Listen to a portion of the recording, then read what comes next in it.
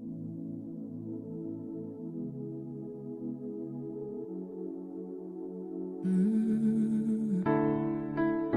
am who I am because I value my past. The memories of yesterday can never be changed, but they give me a reason to live again. There is a reason I am here today, but there is no reason you lost your lives. You were called abusive names, deprived of rights to be humans, slayed because of who you were born. I am lighting a candle as the sign of resilience. I'm paying a tribute. You left a legacy, and I'm a fruit from the love you sowed. Let's say never again to genocide. There should be no war. There should be no genocide. Anyway, let's say never again to genocide. Let's say never again to genocide. I was young, I still needed you, but you were taken away from me too soon. If I had one wish, it would be seeing you again. Today we're strong men and women, even though you are not here to see. We're carrying on to make you feel proud out there, watching down on us. I am lighting a candle as the sign of resilience. I'm paying a tribute. You left a legacy, and I'm a fruit from the love you sowed. Let's say never again to genocide. There should be no war. There should be no genocide. Anyway, let's say never again to genocide. Let's say never again to genocide. I am a witness that if you and I come together as one, we can make sure genocide never happens again. History should be told and passed on to further generations. Let's all stand up and all sing out, never again to genocide. Let's say never again to genocide. There should be no war. There should be no genocide. Anyway, let's say never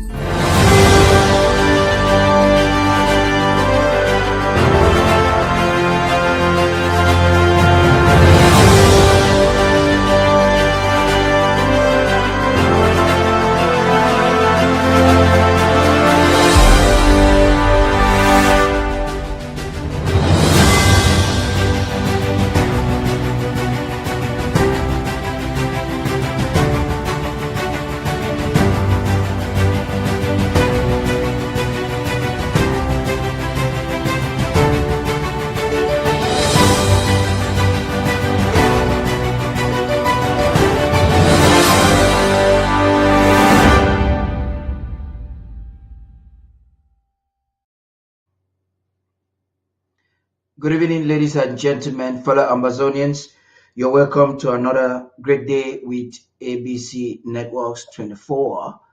And we want to welcome every Amazonian for tuning in, especially those who are tuning in from the home front.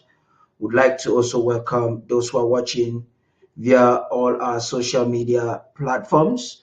Thank you for tuning in. We're calling on you to share, and the Zoom link is opened. You would have seen them being shared. We'll also share them through the comment section. We'd like you to tune in.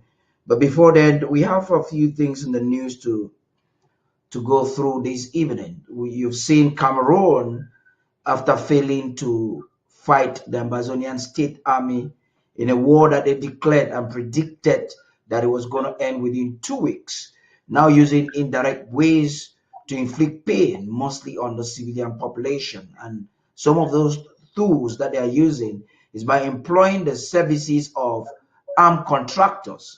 We know in sub-Saharan Africa, the Fulanis, the Mbororos, have taken up arms with a pretext, and these groups that are funded by government officials from Nigeria into Cameroon. We know of the CPDM loyalist and parliamentarian, or is it a senator, Ngala Gerard, who owns and patronizes some of these Fulani headsmen, if you want to call them. In the context of Amazonia, we call them the Mbororos, the Nganankos.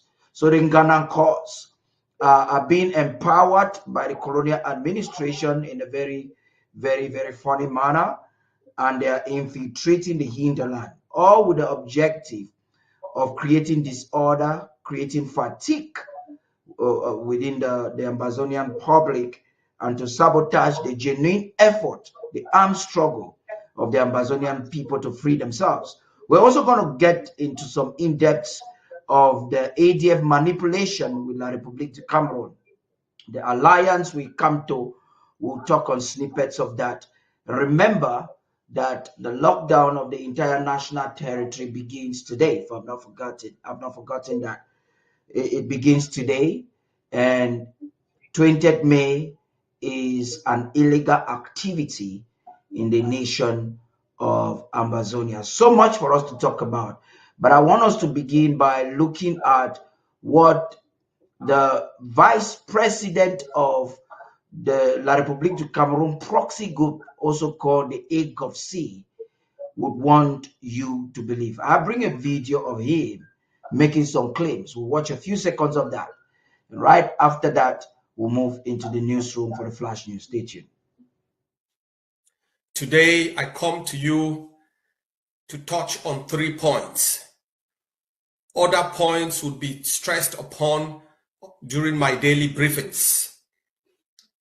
First, I wish to acknowledge the fact that a Cameroonian delegation and a Norwegian delegation have met your leader, Dr. Cho Lucas Ayaba, in Oslo prison in order to negotiate the end of Cameroon rules in Amazonia.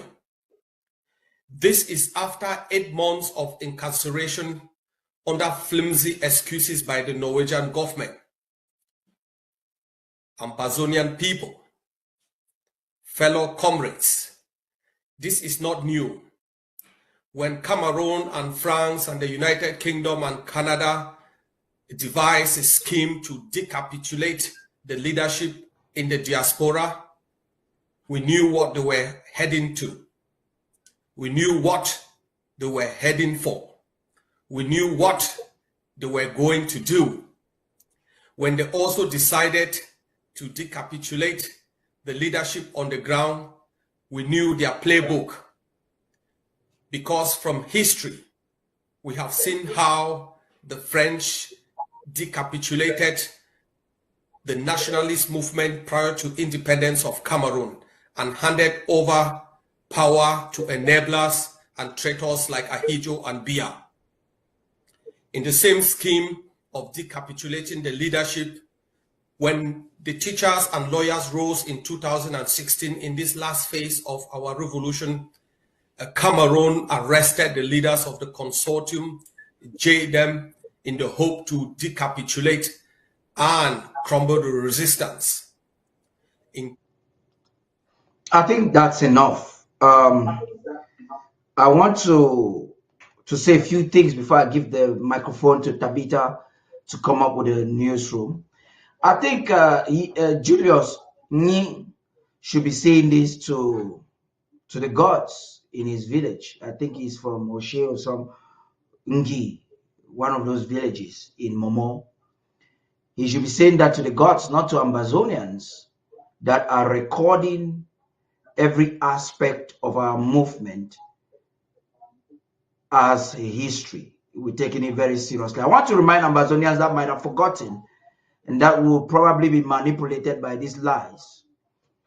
The evolution of the Ambazonian movement since 2016 has faced a lot of leadership challenge. First of all, with the colonial officials, he's right to have said that Cameroon tries at every stage of our evolution to decapitulate leaders. But Macho Ayaba is not one of those.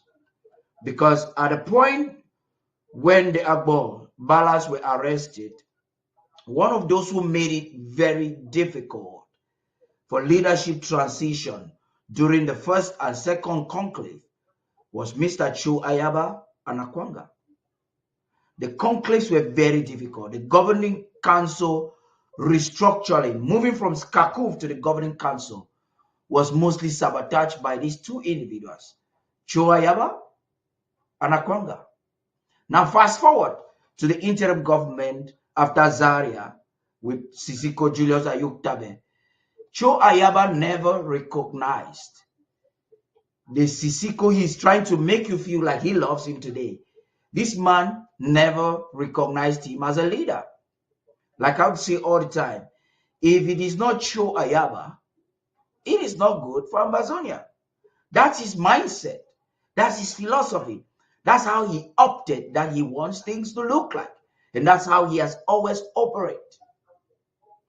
Now for him to claim, which is something Barrister Mbeseha and the others will talk about more, to claim that they have gone for negotiation, he should have just told us. Ambazonians are not ignorant of the fact that there are late night meetings between the AGovC, not just with proxies of La République du Cameroun, but with La République du Cameroun. If not, why was there a seamless collaboration between the ADF and the B against the state army?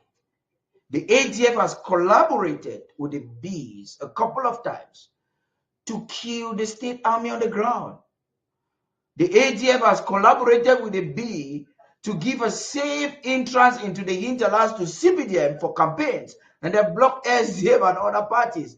Frunzi, before he passed away, cried very loudly that the ADF in Bengui would not allow him campaign, but they would aid and abet the CPDM to do campaigns. So my objective as, should I say, watchman, is to bring to limelight this manipulation. You see, the calculation of the AGovC has not worked.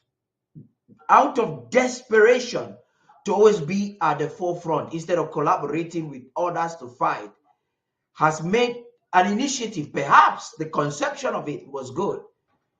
Now they don't want to accept that they have failed, and they're trying to show some relevance, taking images of the ASA to put, I would have edited that. I can edit that image, but I choose not to have it edited because I want to bring the portion of the manipulation.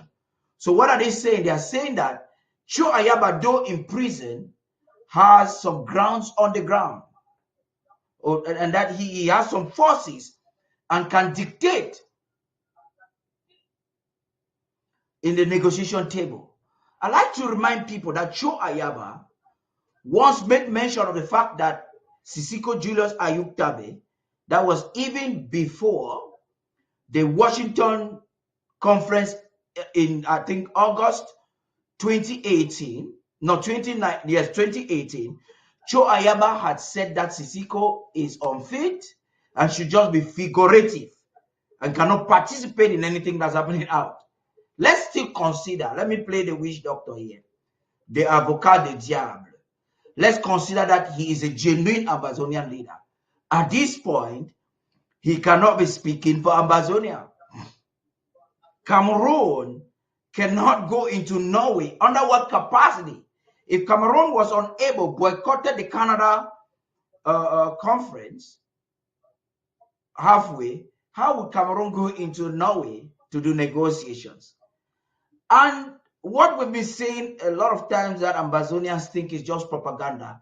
We heard the vice, this audio is long, I'm going to play it later, but I wanted to cut it short because we're starting late. We heard this same vice, Dr. Ying, telling us that they actually were in Canada and they had resolutions. And so they are hoping that Cameroon will kickstart from what they did in Canada. And we all know that Canada was an outcome of a mixed multitude. Unionists, federalists, confederationists, and even the Cho Ayaba, because we don't know what they stand for. They're standing for pro-one Cameroon. They need to redefine their vision so that we know. We saw a communique the other day. They're talking about leadership, good leadership in Cameroon. They're trying to help Kamto become president. So Ambazonians are kind of confused. They want to know what the EDF stands for. Is it that you're confusing yourself in an attempt to confuse Ambazonians? It's kind of unfortunate. So much for us to talk on that. I'll be back on this, but I thought this should have been the preamble of tonight's conversation. And if Tabitha is ready, I'll be bringing you with some flash news. We'll have some reports on the ground. We'll get Star Smart will get into the details of the Mbororo story and other aspects or things that are happening on the ground. They have some questions for Dr. Fred Lobati and Barrister Mbeseha. Right after that, we'll come to conclude, and it is ABC Day. So the best we can do is to give you a qualitative information as part of ABC Day. The donations and mobilizations have started. You can start. You don't need to wait until we get into any formal procedure. You can start right away to make sure that this day is a success on behalf of ABT. I'll be handing the mic right now to the newsroom.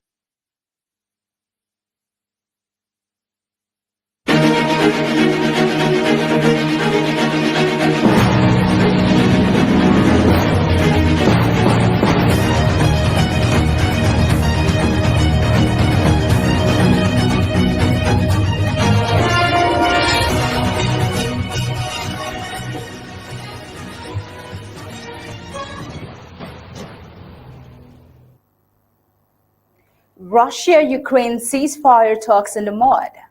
Sanctions may be heating up, but is the West running out of time to stop Putin in Ukraine? After failed peace talks in Turkey, Ukraine pushes for harsher penalties on Russia. But with diplomacy deadlocked and the battlefield frozen, the coming days will justify a means or an end. Well, these and many more recent happenings from the home front with our in-house analyst will be detailed in tonight's Flash News. Good evening and welcome. I am Tabitha Ako. Let's begin.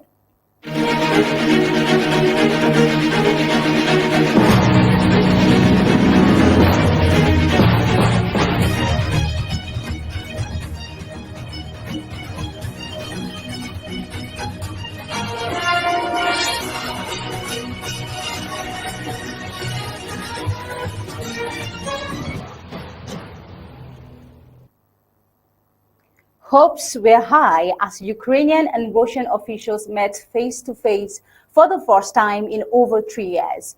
But the talks in Istanbul ended without a breakthrough, despite quiet effort from United States President Donald Trump to encourage peace. The meeting ended quickly with Russia offering terms Ukraine called unacceptable. With no ceasefire in sight, Ukraine is now urging its Western allies to apply stronger sanctions, and many are asking, is Russia using diplomacy to stall while it gains ground on the battlefield? The meeting took place in a grand palace and lasted Less than 2 hours, Russia's lead negotiator Vladimir Medinsky called the talks satisfactory and said more discussions were possible. Now, the only real progress came when both sides agreed in principle to the largest prisoner of war exchange since the war began, 1,000 soldiers each. Still, this small success was overshadowed by larger disagreements, especially Russia's demands and Ukraine's refusal to give up any territory. Now, while talks are on, Marco Rubio has made a statement. Take a look.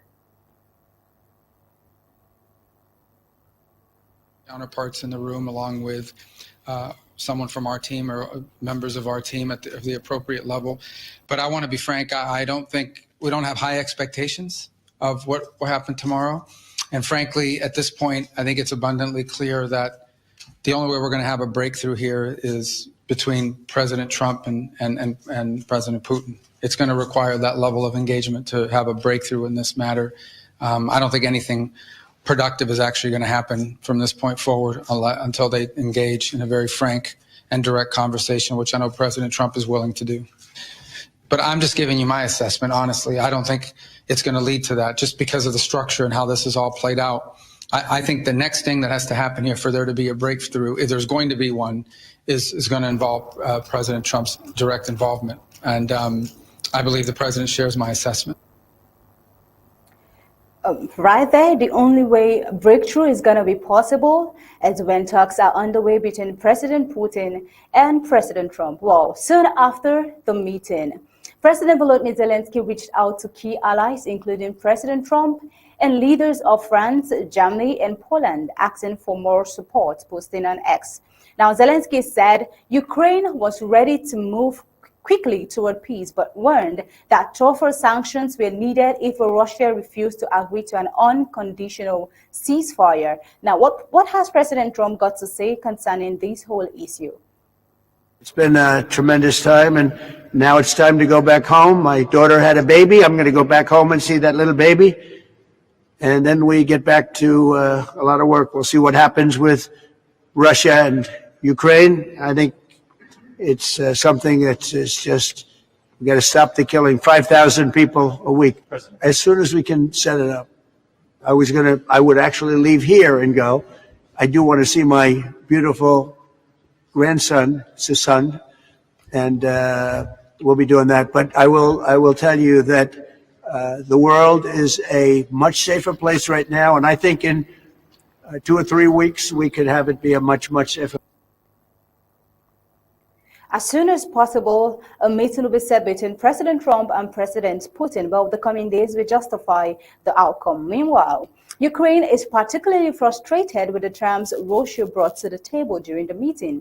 Ukrainian sources say Moscow wants Ukraine to pull out of some occupied regions and draw plans to strengthen its military conditions seen as unacceptable by most Ukrainians. British Prime Minister Keir Starmer said Russia's demands were clearly unacceptable, and the European Union Commission President Ursula von der Leyen said new sanctions were already being planned. Now, even the appearance of the two delegations showed how far apart they were. Russian officials wore business suits, while many Ukrainian delegates came in military uniforms, a powerful sign that Ukraine is still in active conflict. Despite a formal setting, no new date or location was set for the future talks. Now, the problem is one major disagreement is Ukraine's request for the United States to join the talks directly. Russia refused, worried that American involvement could shift the terms against them. But was this intention a genuine one? Russia keeps encroaching Ukrainian territories even while diplomatic talks are ongoing. That's not right, most probably, but however, Ukraine's response was firm. A member of its delegation in Russia's proposals were detached from reality and sounded more like demands for surrender than a path to peace. Now, Defense Minister Rostem Umerov, who led the Ukrainian side, said the next step should be a summit between leaders. However, Russian President Vladimir Putin has so far ignored Zelensky's offer for a one-on-one meeting in Turkey. Meanwhile, Russia claims its position is based on proposals from 2022, which included cuts to Ukraine's military, ending its NATO ambitions and giving up some territory. But Ukraine, now better armed and more supported internationally, says those terms are no longer applicable and amount to a call for surrender. Well, Trump's involvement has made things even more complicated, so it's said. But while his team helped get both sides talking again, his insistence on a Trump-Putin meeting before progress is made raises new concerns. But maybe it's a time for hope, or maybe in the coming days we get to justify that. So someone wonder, is the search for peace being shaped more by United States politics than by the needs of the people in Ukraine? And what are the chances that this would mark an end to this destructive conflict? Trump wants to be recognized as a man of peace, and his moves clearly explains that. Well, the world is watching. Most probably this war just needs to get to an end. A lot of lives are being lost. But then moving on over to Iran. British authorities have charged 3 Iranian nationals under the UK's National Security Act, accusing them of helping Iran's intelligence services. Now, the arrest has stirred fresh concerns about foreign espionage and covert operations on British soil. The man, Mustafa Zipafand, who is 39 years, Farhad Javadi Manesh, who is 44 years, and Japor Kalhali Kani Nuri, 55 years, were arrested on May 3, 2025.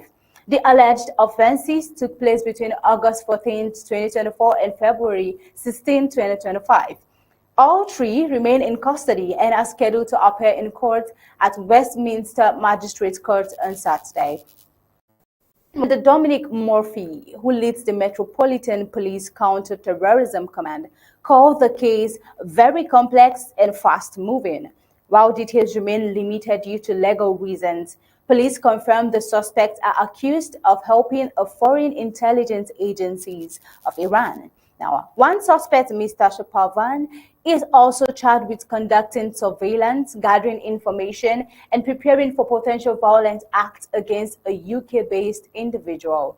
The 2 other men, Mr. Manesh and Mr. Nouri, allegedly gathered intelligence with the intention that others would carry out acts of violence. Also, a 4th man, aged 31, was arrested during the investigation but has since been released without charge. Authorities have not revealed his identity yet. Now, police say they've been working around the clock since the arrest and have contacted individuals who may have been affected by the suspected plot.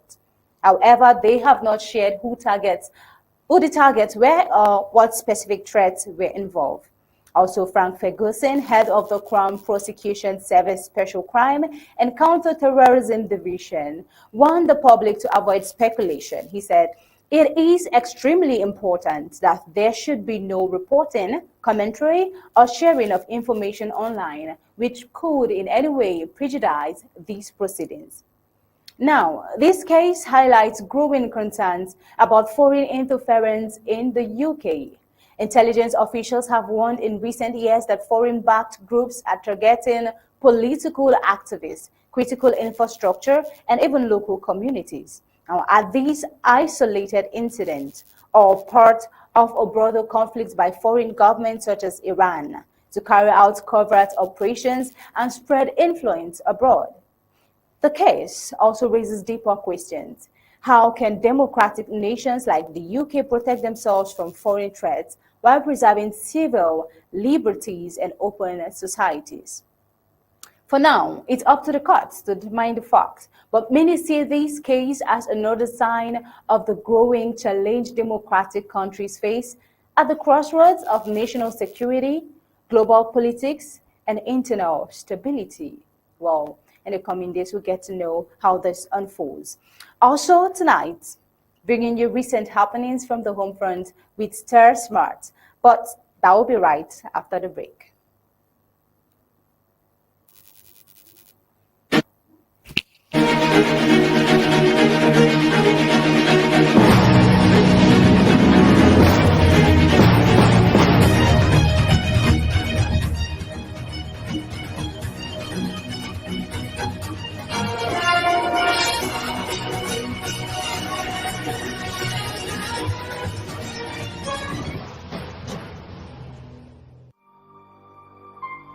Stand with Ambazonia.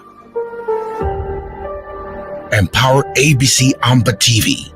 We are calling on Ambazonians around the world to unite and uplift ABC Amba TV, Ambazonian Broadcasting Corporation. In this critical time of war, ensuring the station's survival is more important than ever. But what does ABC Amba TV truly represent for Ambazonia? At the heart of Ambazonia's war of independence, ABC Amba TV stands as a beacon. Years of recolonization, annexation, and French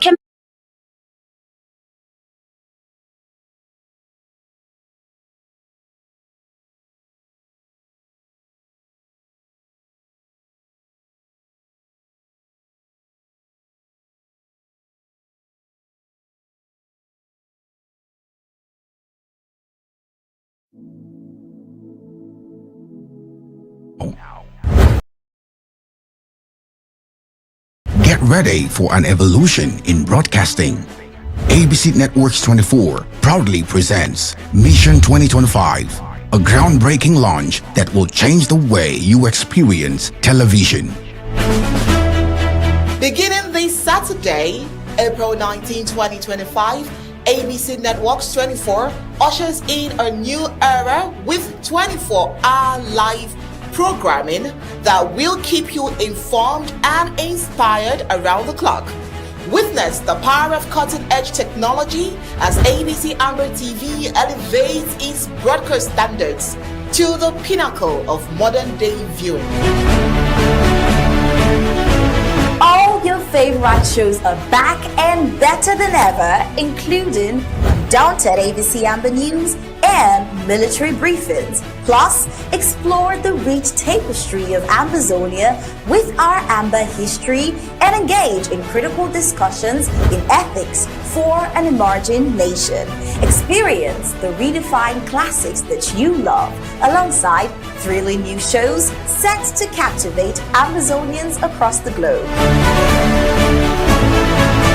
But that's not all. Mission 2025 introduces brand new programming like Global Business News Today, offering in-depth analysis of markets, industrialization, and global trade.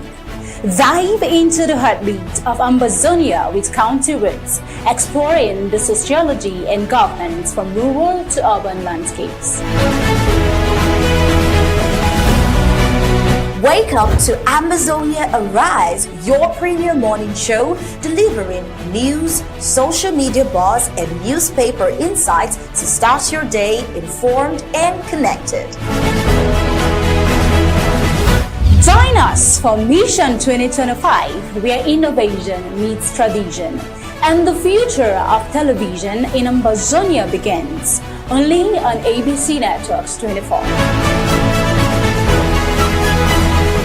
Stay tuned this Saturday as we embark on this thrilling new journey. Don't miss out. Here comes the dawn of Mission 2025, your window to the world. Starting this Saturday, be a part of it. Subscribe and donate now.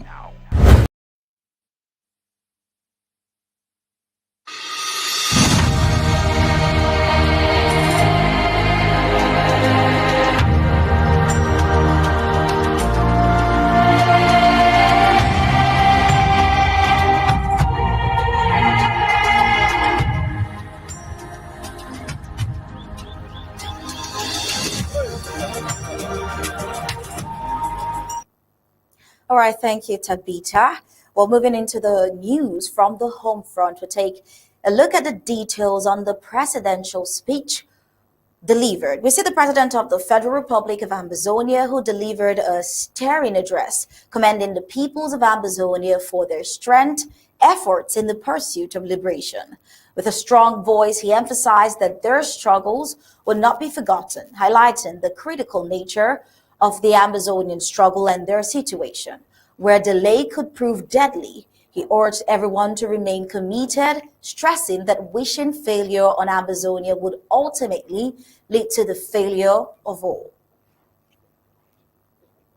Delay is not just dangerous, it is deadly. For that, I salute you. Sadly, some have allowed their emotions to become so loud they no longer hear the cry of the motherland. They have numbed themselves to the pain we must all feel if Ambazonia to fail. Let us gently but firmly remind them. Our mantra has always been, until we reach Boya. If we fail, nobody succeeds. Wishing us failure is wishing yourself failure. Well, in the president's speech, you hear him calling upon the United Nations High Commissioner for Refugee, UNHCR, and the International Criminal Court, the ICC, to take note of the insecurity plaguing Ambazonia, specifically referencing the war crimes. He also lauded Secretary of State Dr. Martin Mungwa for documenting these atrocities and presenting them to the ICC. Human Rights Watch often ignore these abuses while rushing to condemn alleged acts by men out of uniform as separatist fighters. Without investigation, they fail to mention that over 70% of Cameroon's security forces operating in Ambazonia are not in uniform. On the matter of our refugees in Nigeria, the illegal roundup and forced deportation of registered Southern Cameroon's refugees by corrupt Nigerian security agents working in collaboration with La République du Cameroon agents is egregious. It is a blatant violation of international law by the administration of President Bola Tinubu of Nigeria. There is also the reported importation of Fulani gunmen, or so to speak, from the Nigerian state of Taraba by certain CPDM Bororo leaders in Ambazonia, in the county of Menchum and Dogamantu, to infiltrate our communities and perpetuate their mayhem on our traumatized populations. I call on the UNHCR in Nigeria, the OCHA in Yaoundé, and the International Criminal Court, especially within the context of ongoing war crime investigations, to take special judicial notice of these criminal activities. To you, the soldiers, all of us here, soldiers of this revolution, when something is going wrong, let me take a moment to appreciate our Secretary of State Communication, Dr. Martin S. Mungwa. Like him or not, he is doing a phenomenal job documenting this revolution and advocating before the international community. Well, the president went further to advise government officials to lead by example, emphasizing the importance of sincerity and right actions in their duties. He reminded them that the fight for freedom is a collective effort, not limited to tribal, local government area, refugee, or county struggles, but a broader battle for liberation. Now, looking ahead to May 20th, the president mentioned a law enacted to protect loved ones, framing the lockdown as a necessary shield against enemies. He also addressed the temporary protected status, clarifying that there has been no official extension. Instead, the government's focus is on equipping every Ambazonian with the necessary tools to navigate legal proceedings safely and efficiently. Struggle to liberate our homeland is not compartmentalized. By this I also mean it is not a tribal war. There is not an LGA struggle. There's not a county struggle. There's not a Kansas City 3 struggle. There's not a refugee struggle. And it is neither a diplomatic struggle or an ABC media struggle. These are all battles or battlegrounds we must possess.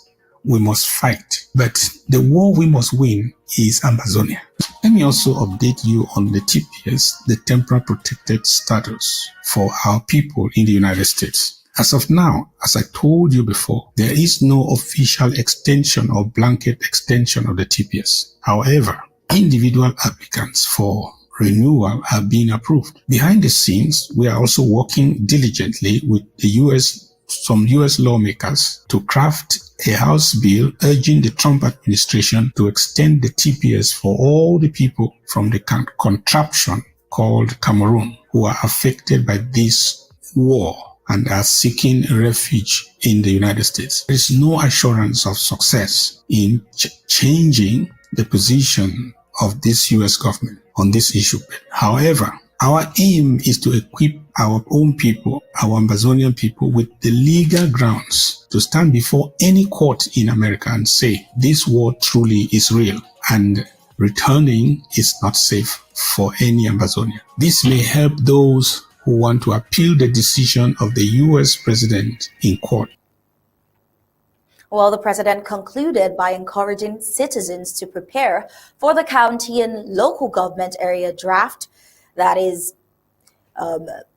expressing confidence in their ability to deliver their best effort. Now, to recognize outstanding contributions, presidential letters of appreciation will be awarded to those who have stood tall alongside the 2025 Honors Award for supporters of the year's draft. Let's take a listen. Communities and LGS, you performed admirably during the national draft events, but now is the time to mobilize urgently for your county draft events. Let no county lag behind. Let no LGA remain a spectator. No county has yet invited me for any mobilization meeting, and thank God for that. And I assume you are focused on delivering a powerful turnout. You have my blessings and my full support. Those who adopted our recommendation at the beginning of the year to structure their draft collections into monthly donations are already ahead of the curve.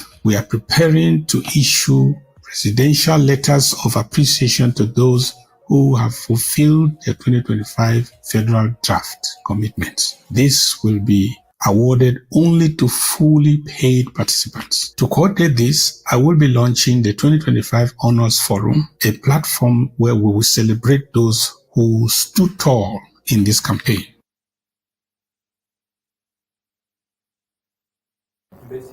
All right, as we know, this evening we have with us our amazing panelists, Barrister Mbeseha and Dr. Lobati. We're looking at this issue, what the president has said in his wonderful address. We get to see two issues of concern, and I'll start with you, Barrister Mbeseha. You know, the president congratulated Dr. Mungwa based on his documentation of the ongoing war and all. And this is something we brought last year, where you got a reply from the ICC based on the same issue. Would like you to shed more light on the progress of that right now, and based on the complimentary message the president gave to Barrister Dr. Mungwa, I beg your pardon. Barrister team, please. Well, thank you for having us on this platform. You want me to give you more enlightenment on what the president said. I would like us to understand that, are you getting me? Are you getting me? Yes. Loud and clear. Yeah, I'd like us to understand that we're in war, and there are two fronts of this war. There's a media war, and then there's war. What the president referred to on Dr. Mungwa is fighting the educational war. They well know what is going on. I should really put it, since 2020, late 2020, early 2021, we have a fire pending at the ICC. People will ask what is going on with the fire. What I can tell you, as a matter of certainty, is that the file is there. And there's a process. There's a place for updating that file. For example, what happened a few days ago. You go there, you update the facts and put it there. When they act, we don't know. But what we are sure is that they're already acting. Because to the best of our knowledge, the ICC has already sent people on the ground to carry on their own investigations. When the action will come, we don't know. Because in the majority of cases, when they act, you don't know. Because their indictments are sealed. You will never know that you're indicted until the opposition moment comes. Because if, for example, Paul Biya knew that he is indicted, or Tanganji, you be very careful, you know go to where you'll be arrested.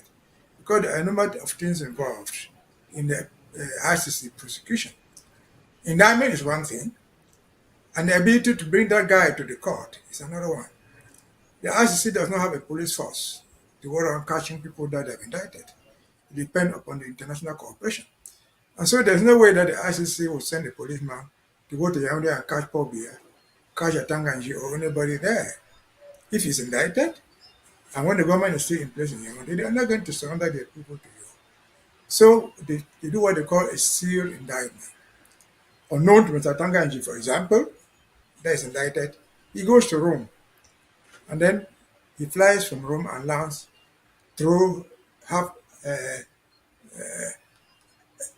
exchanges flight, say, for example, in Belgium. And he's in Belgium, the sealed indictment will be revealed, will be unsealed, and then you are arrested. So rest assured that the file is there. Rest assured that we're updating the file as soon as possible. Rest assured that on the side of the president, we're doing a good job. But we expect action, which action I cannot guarantee you any day or any time. But surely something will happen. Because as it is stated in the law of the ICC, war crimes and crimes of humanity, they're imprescriptible. That means forever. Even if Tanganji ceases to be days after, they can still indict. I think the press has a good message. I think this will complement to why people sit down there and say this has happened, this has not happened. Over to you. All right, thank you so much, Barrister Team Mbeseha. Well, your words indeed are very optimistic and indeed give hope to Ambazonians based on the future of that wonderful effort put years back. It shows that it didn't go to waste, and Ambazonians are more than hopeful about it. Now to you, Dr. Lobati. Part of the president's speech talks about something that says a word, but like a certification for those who support the struggle financially, monetarily. What would you say about this award given to this set of people? What are your thoughts on it? Well, thank you very much, Stasmat. I'm happy to participate with you and Barrister Mbeseha in this program. What I would say is that, all Ambazonians are going through a lot of hardship. They are all suffering in different ways. Many of them are active in this fight, in some of them visibly and some not visibly. That also manifests itself in the financial area. There are some people that are able to put in a good sum of money, and there are some that are literally struggling and may not be able to. So the fact that some individuals have been able to put in the recommended amount that is used as recognition does not necessarily mean that they are the best of the Ambazonians or better than the others who did not put in that amount. Some of the individuals are like the widows who only had 2 cents to put in, and the rich people had their envelopes to put in, and Jesus acknowledged and recognized the widow's mite. So anyway, what I'm trying to say is that it's a good effort to encourage people to put the money, and because we need money in this struggle to fight in all the different fronts that the president talked about. He talked about the diplomacy, those who are in prison, and so many different other fronts that you can put out there. Everything needs money. So we thank God for those who are able to and are willing to put some money in. There are people who have money and are not willing to put anything down. But we thank God and we thank those individuals who are able to put in the amount. For those who want to but cannot, don't feel that you are less than, please. We thank God for you and your contributions. Whatever you have, please put it in. It's just an effort to encourage and, show acknowledgement for those who have been able to come up with a good sum of money. That's what I would say about it. So much, Dr. Lobati and Barrister Mbeseha, for your wonderful contributions. But then we'll take a look at the rest of the report on the home front. Seeing the president's speech is quite pivotal, and that's why we started off there. We'll take a look at Ewondo this time. In land dispute that has highlighted the colonial government's neglect and indifference towards local resident struggles. Now, as indigenous people fight to reclaim titles for contested land, they contend that the colonial government's failure to address illegal village creations is deepening the crisis and threatening their way of life. Well, we see that Ewonda, which is a village located in Fako of the Midland Zone, is currently facing a serious land conflict involving about 85 hectares of contested territory. Indigenous residents are working to revoke land titles given to the newly established Lower Ewonda community, arguing that the imposter government's lack of action has allowed illegal villages to emerge, worsening the situation. On May 9th, 2025, a meeting took place at the Minecraft Regional Office in Boya. Now, following directives from the Colonial Minister of State Property, Surveys and Land Tenures, the Republic's regional delegate Nyasako Benson led the session, which was intended to address a petition for the cancellation of land titles awarded to Lower Ewonda, now created in 2021. However, many locals feel that the Biya regime response has been inadequate and dismissive. Tensions escalated when the Lower Ewonda community began investing in the contested land, leading to attempted evictions of long-time occupants who assert their ancestral rights. Now, eyewitness accounts describe distressing scenes where law enforcement oversaw the destruction of crops in total indifference. Now, residents of Lower Ewonda argued that the land is occupied by strangers and have issued eviction notices via the colonial state media.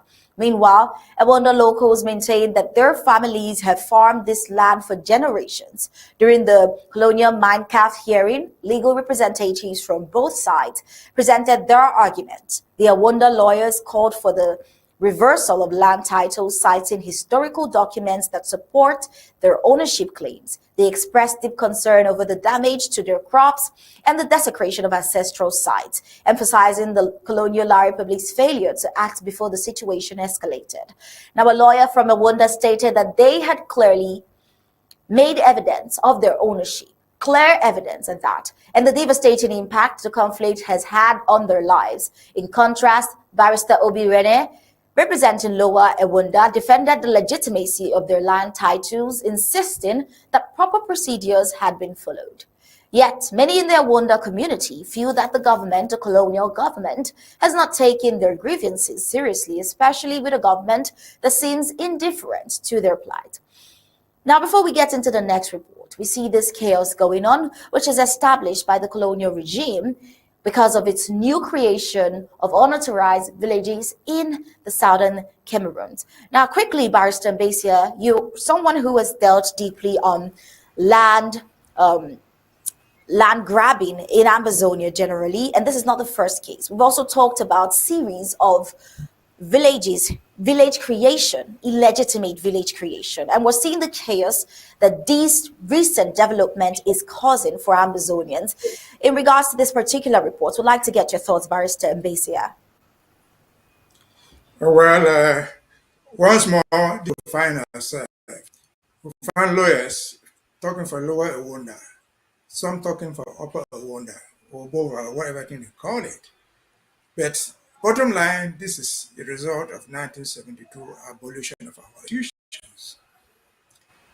Over the Ewonda land dispute lies something else. They granted land certificate to somebody and created him a chief, named his village, according to the records, Lower Ewonda, which natives are contesting. Are they right? Maybe. Do you have any legal basis? I doubt.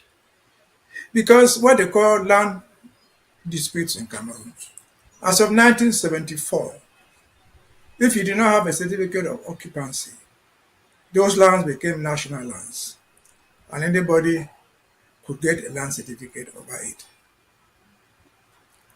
And so fast forward again, before the land ordinance, we have argued and seen here, we have been so worried about the chieftaincy thing. And this message should go to our people of the so-called Northwest and Southwest, to the so-called Northwest and Southwest House of Chiefs. Who is the chief in Cameroon? Who is the chief in Cameroon? A chief in Cameroon is defined by their own law. Decree number 77245 of 15 July 1977. If you don't fall on that definition, you are not a chief. And that law, Article 4, permits the administration to carve any piece of land they want and create their own chiefs there. That's exactly what they have been doing in Fako. Is that decree a good decree? Certainly not. But it is part of the assimilation. Looking back at that decree, because you know the intention of the decree from what they call view, mindful.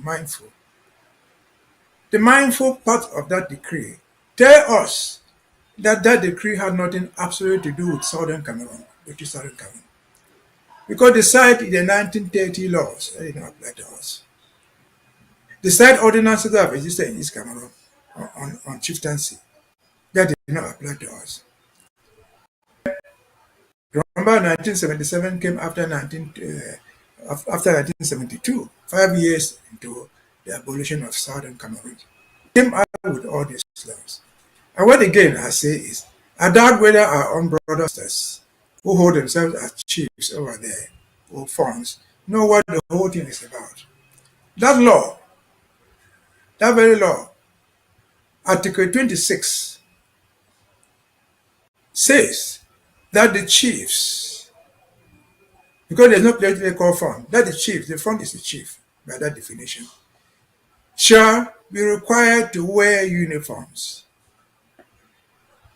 They have not yet implemented that section, but they shall be required to wear uniforms. Is this new to you? Very, very new to us in Ambazonia. But is it new to Yaoundé? Certainly not, because I think I've spoken this before on programs. If you go to Yaoundé, I had the post central. For those who are old enough, who know the old Ministry of National Education, that became the Minister of Youth and Sports later on, you will find the statue of Chief Atangana, who is supposed to be the chief of the Odo people. His statue is standing there. This man is wearing a khaki, like a military guy. He's dressed like the Dio. Is it a mistake that they call their Dio chef de terre? No, they're super chiefs. That's why the Dio, anywhere, even at the so-called subdivision, is a super chief to the farm. He's a super chief to whoever is there calling himself first or second degree chief. You are a subject of the super pay. Of the law decree number 245 of 15 July 1977. And so you find people sitting in Boya there, wearing their gowns as members of the House of Chiefs. Same thing happening in Bamenda. They don't even know what the definition of the untitled is under this regime. You find people calling themselves chiefs who will say, don't go protest against May 20th. It is an indictment of the Anglophone, as we call it, as the British Southern Cameroonians. They are there clapping, begging that they should go and march. They should go and celebrate at their own funeral. And so there's a lot to be spoken about it, which I say very honestly, I doubt if those people who hold themselves out there as chiefs know these laws that govern them. That's why, as late as 2 days ago, you saw a prefect in Fako writing that the chiefs will come and march with their people. Is that new? Of course. What is different within that? The we could do the same.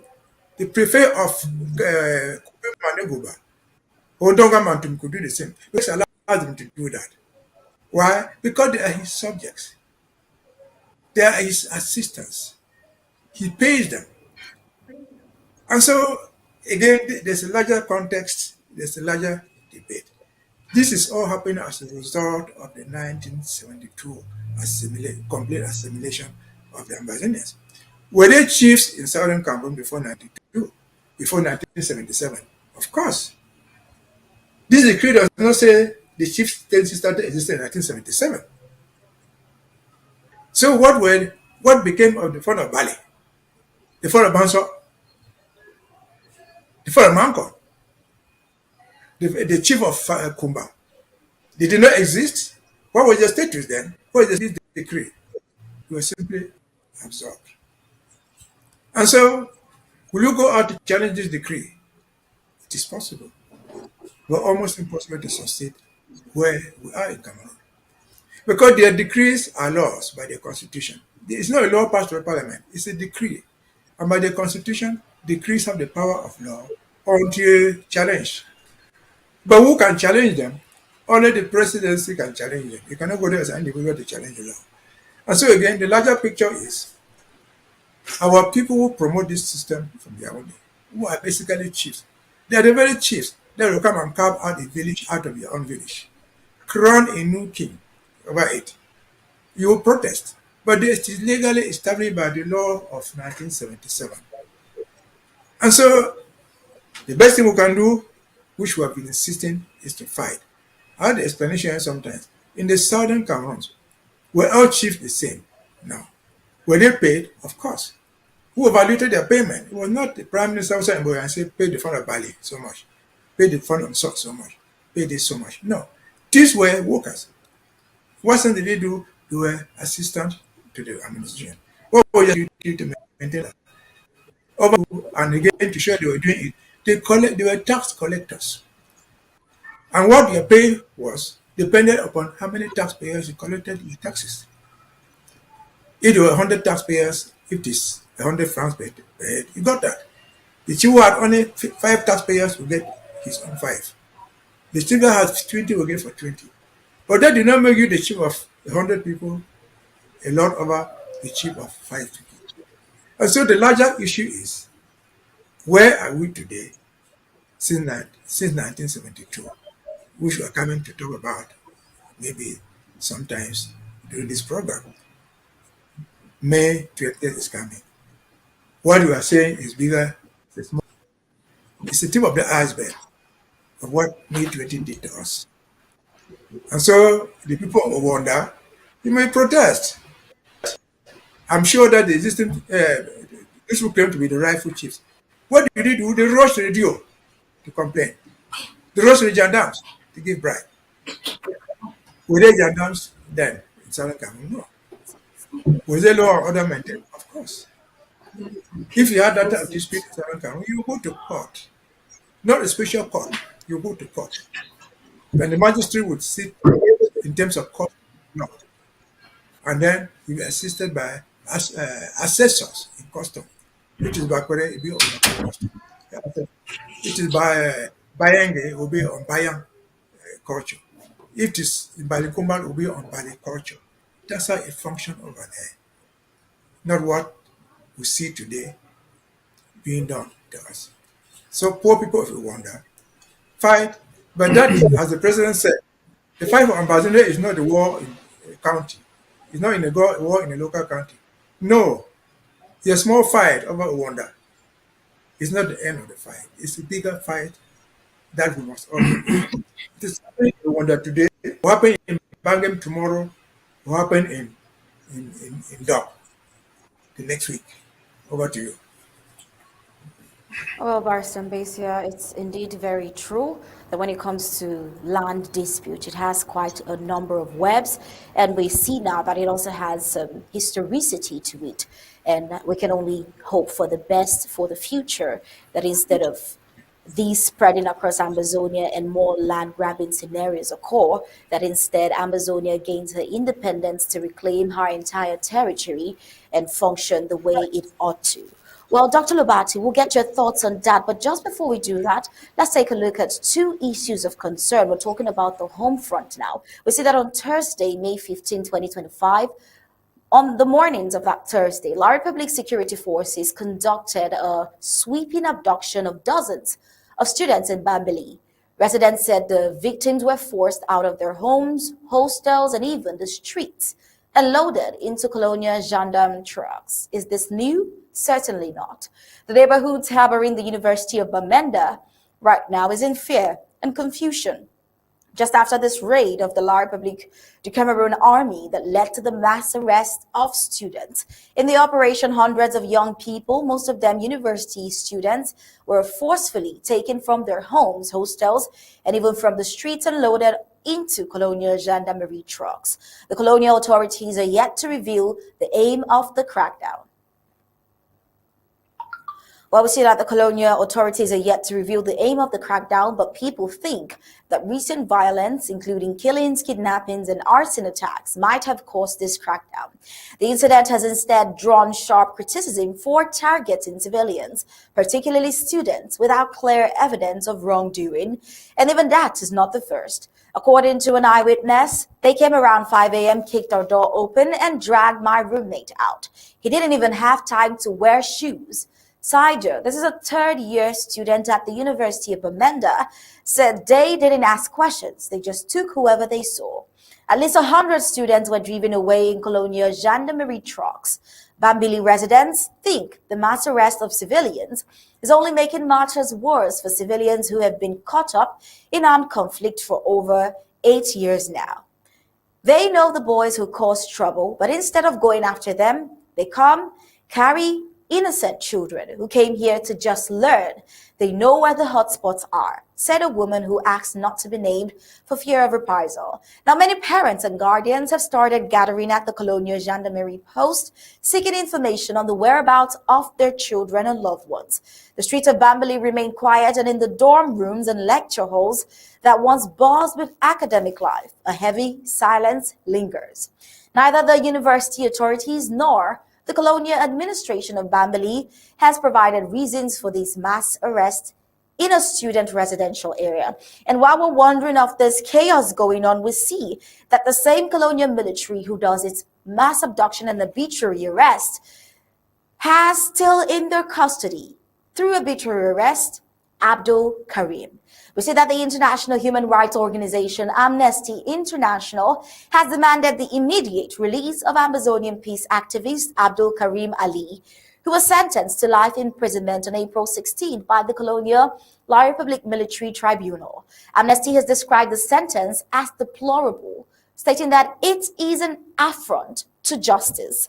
Abdul Karim's Colonial Military Tribunal verdict of a life sentence had attracted reactions. The international human rights organization Amnesty International has called for the unconditional release of Amazonian peace activist Abdul Karim Ali.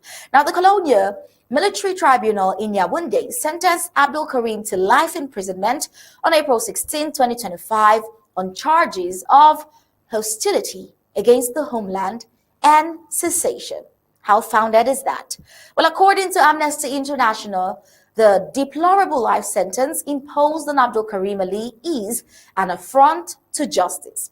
The life sentence handed down to Amazonian peace activist Abdul Karim Ali is an affront to justice, and he should be released immediately. And these are the exact words of Amnesty International said on Thursday, May 15th, in a statement sent to Mimi Mefo.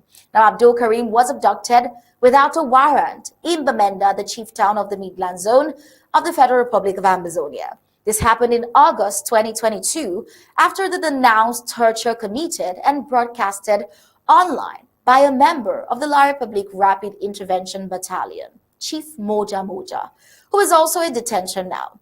Now, it took 3 years before the colonial military court tried and sentenced him in a military tribunal to what Amnesty International describes as an extreme punishment simply for exercising his legitimate human rights to freedom of expression.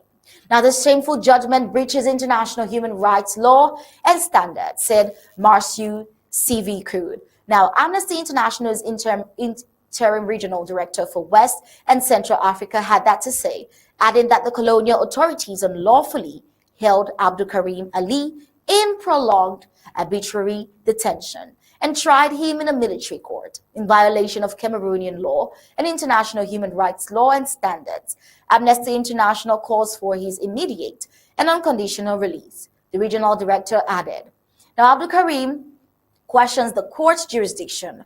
Though the case has been appealed, Abdul Karim, following his conviction, refused to recognize the jurisdiction of the colonial military court. Abdul identified himself as an Amazonian, a breakaway territory, and said the court in Yaoundé, the colonial political capital of La Republic, lacked jurisdiction. Abdul Karim, according to Amnesty International, did not appear in court on the day of his sentencing.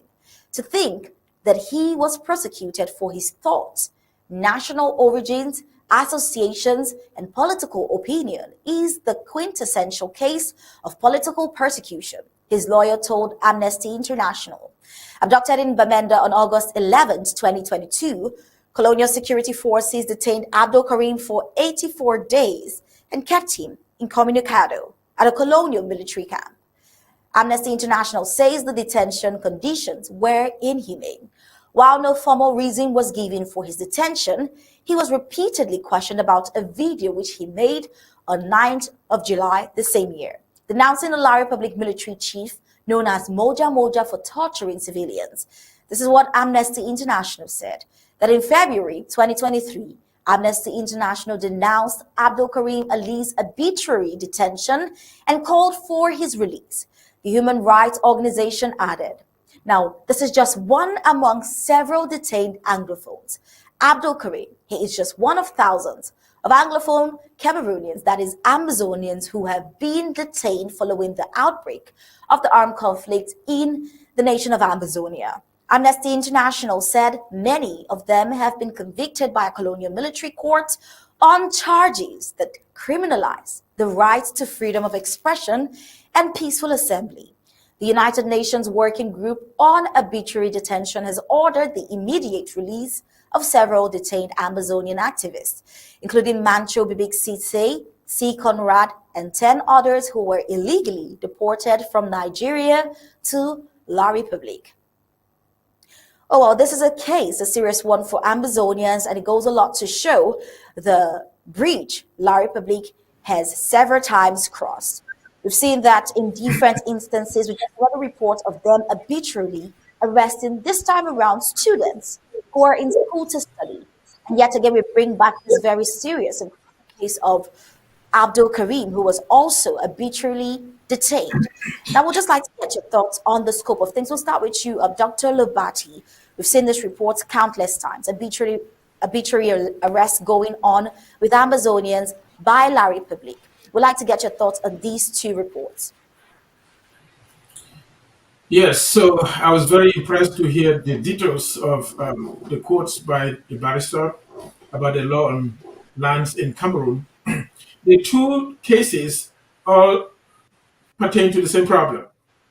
The issue here is the regime that is basically led by Paul Biya and Yaoundé, which is controlled by the French, does not respect any human life in Cameroon that is dark-skinned, that is colored, that is black.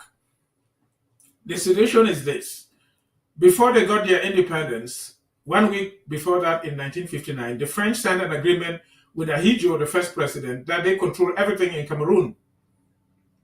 And that was with French Cameroon. Ambazonia had not yet joined them because we got our independence on October 1 of 1961. They had theirs on January 1 of 1960. So the agreement was signed with La République du Cameroun, and the French control everything there, including their land.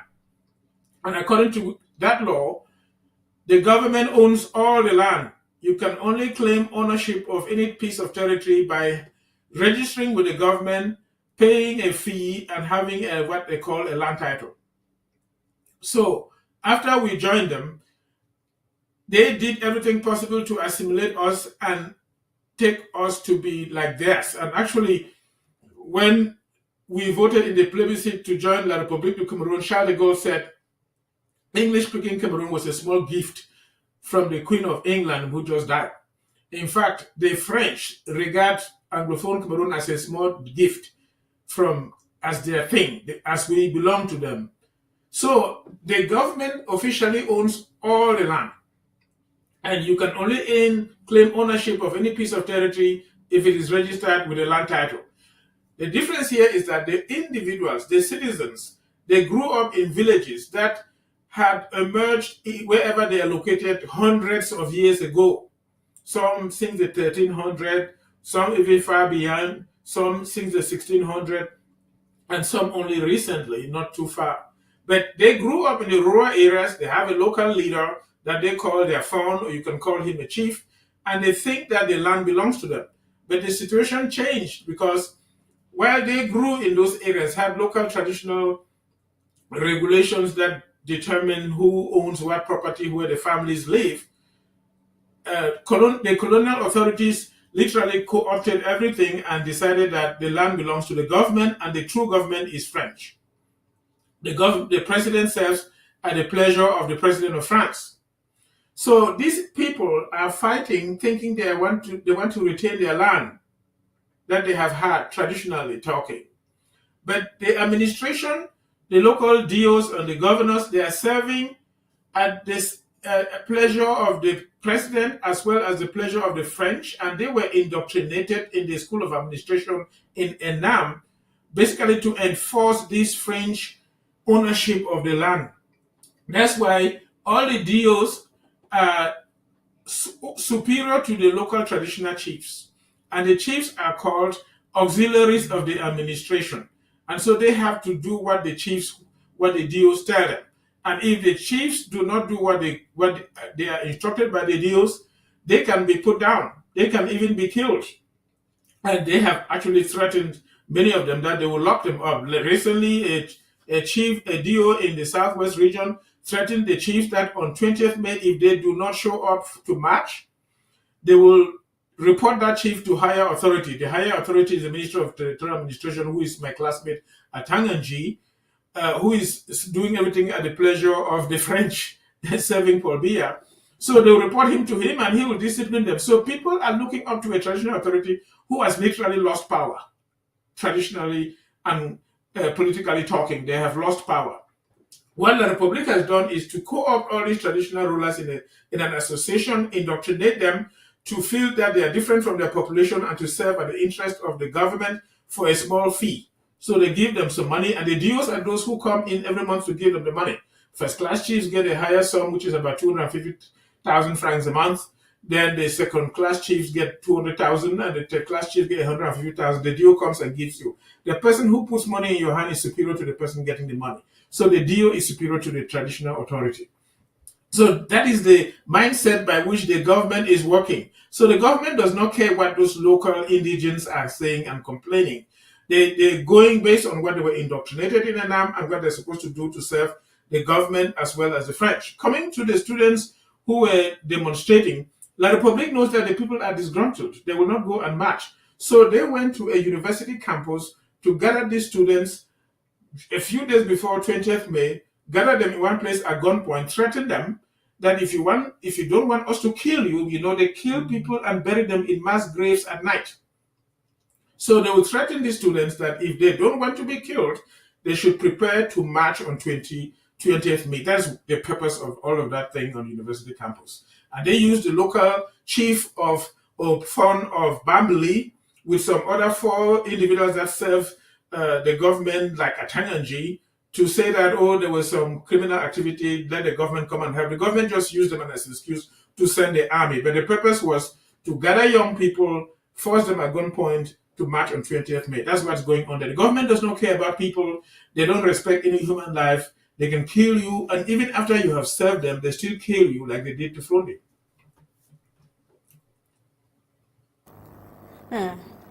Dr. Lobati, it's interesting that Dr. Lobati. Yes, I can hear you, please. Star Smart, I can hear you. Okay. I was just saying it is interesting that the points from which you looked at it is not something we thought about. But indeed, as you said, it could indeed be a strategy of the colonial army, knowing that Ambazonians do not want them anymore and they're no longer deceived by the false historicity of the southern Cameroons, and they would not march. So they're trying to use, as always, the intimidation strategy to force the students this time around to march, to create a delusion to the world, an illusion to the world that indeed the two Cameroons are one and they're celebrating something that is not supposed to be celebrated in southern Cameroons. I couldn't have thought of it from that angle. Well, Barrister Mbeseha, I believe you might want to agree with that. What are your thoughts on this particular report? Yes, what Dr. Lobati said is perfectly correct. But let me add this. Let me just add these small elements. We're talking about, are you getting me? I see you still talking. Yes. Are you getting me? Yes, we are. We're talking about the mass arrest of students. In fact, not even arrest, the mass adoption of students in Bambili. Because it's not an arrest. An arrest implies that you have gone there with an arrest warrant. It's a pure adoption of people, massively.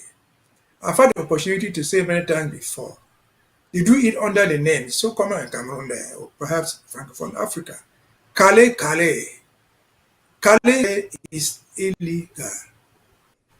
Absolutely illegal.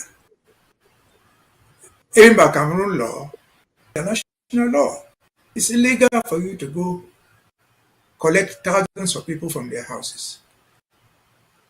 What is it actually? I can describe it in my own words if you permit me. It is called, in my own words, crime farming. They are farming for crimes to charge you with. Because they take you to the station, wherever they take you. What do they ask from you? An identity card. Is there any law in Cameroon that requires that when you go to bed, you should stay with the identity card? Because they come at 4 a.m. People are still sleeping. What law says that when you're sleeping, you should lie there with an identity card? An identity card that they know even exists. It's so difficult to get it. They abduct you and cause you to produce one. Failure to which you pay a sum of money. They come to your house when you are sleeping, open your house, see a TV, and ask you to produce the receipt. Which receipt maybe has been lost for many years. If you don't produce it, they extort money from you. Publicly. When I watched the video in Bambili, in fact, there were more soldiers there than the students that live in that environment. What is that? It is crime farming. They are farming for crimes to charge people about. But at the end of every Calais, how many people do they ever charge in court? Who has ever seen somebody go to court in Bamenda, in Boya, wherever, because of Calais? Nobody is taken to court because you pay a price to gain your freedom. In fact, the soldiers and the military, they pray for a Calais because that's a source of income. You pay the money to them, there's no receipt given to you. You don't pay the money, they keep you there. They torture you. If you're a woman and you're a pretty one, they rape you if they wish. And so that is crime farming, not law enforcement. It is illegal. It should be part of the ICC prosecutions, collective punishment. Even if one person broke into a house and stole, that does not give you the power to go and everybody in the city and to fish out criminal. That is not allowed in criminal. In criminal law has some international status, has international standards. These international standards are laid out in conventions to which Cameroon has signed. They include Convention on Torture, Convention on Arbitrary Arrest, and so on and so forth. Conventions to fair trial, which will take Adu Karim. Adu Karim's trial and sentence, we have had the opportunity to discuss it here. We have heard the international human rights groups condemn it. Is that the first time? No. There's a common principle that is applied to civilized nations. When you get independence, for example, and you apply to belong to the United Nations, it implies that you will abide by the Charter of the United Nations and all the instruments that go with it. And that's why, even at the preamble of the own Constitution, they pledge to abide by all the rules of the United Nations. The United Nations, different organizations, forbid all that thing, torture. They forbid Calais. They forbid adoption. They forbid trial before military courts of civilians. But they just violate it. They violate these things with impunity. Abdul Karim is not the first. What people like Vamoke and many other francophones in the first place, who have been kept in dungeons for years. And the same institutions have called it wrong. They've asked for them to be released. Nobody is releasing them. They remain in the jail there. Yesterday, I think, on the APP, there was a report that they released some 33 people from Nigeria on appeal. You go on appeal, you win the appeal, the court asks you to be released. You are not released, you have to pay money. You pay for a release after winning the case. Whereas it should have been the reverse. You should have been paid for being kept there illegally. But when they say the court says they should go back home, they ask you to pay money. If you don't pay, you don't go. what of system is that in the world? It is the saddest thing that will ever belong to. It is impossible for us to imagine. I've followed hearings on torture where the Cameroon Minister of Foreign Affairs was there. And they were strangled. They get promises that they never ever keep. The trial and sentence of Abdul Karim is not new. What did Sisiku do and his others to be sent to life?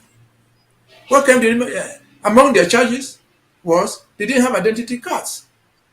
What? You call somebody in Nigeria and you expect to have a Cameroon identity card in a hotel in Nigeria. It is madness. Again, should we ever have been here? No.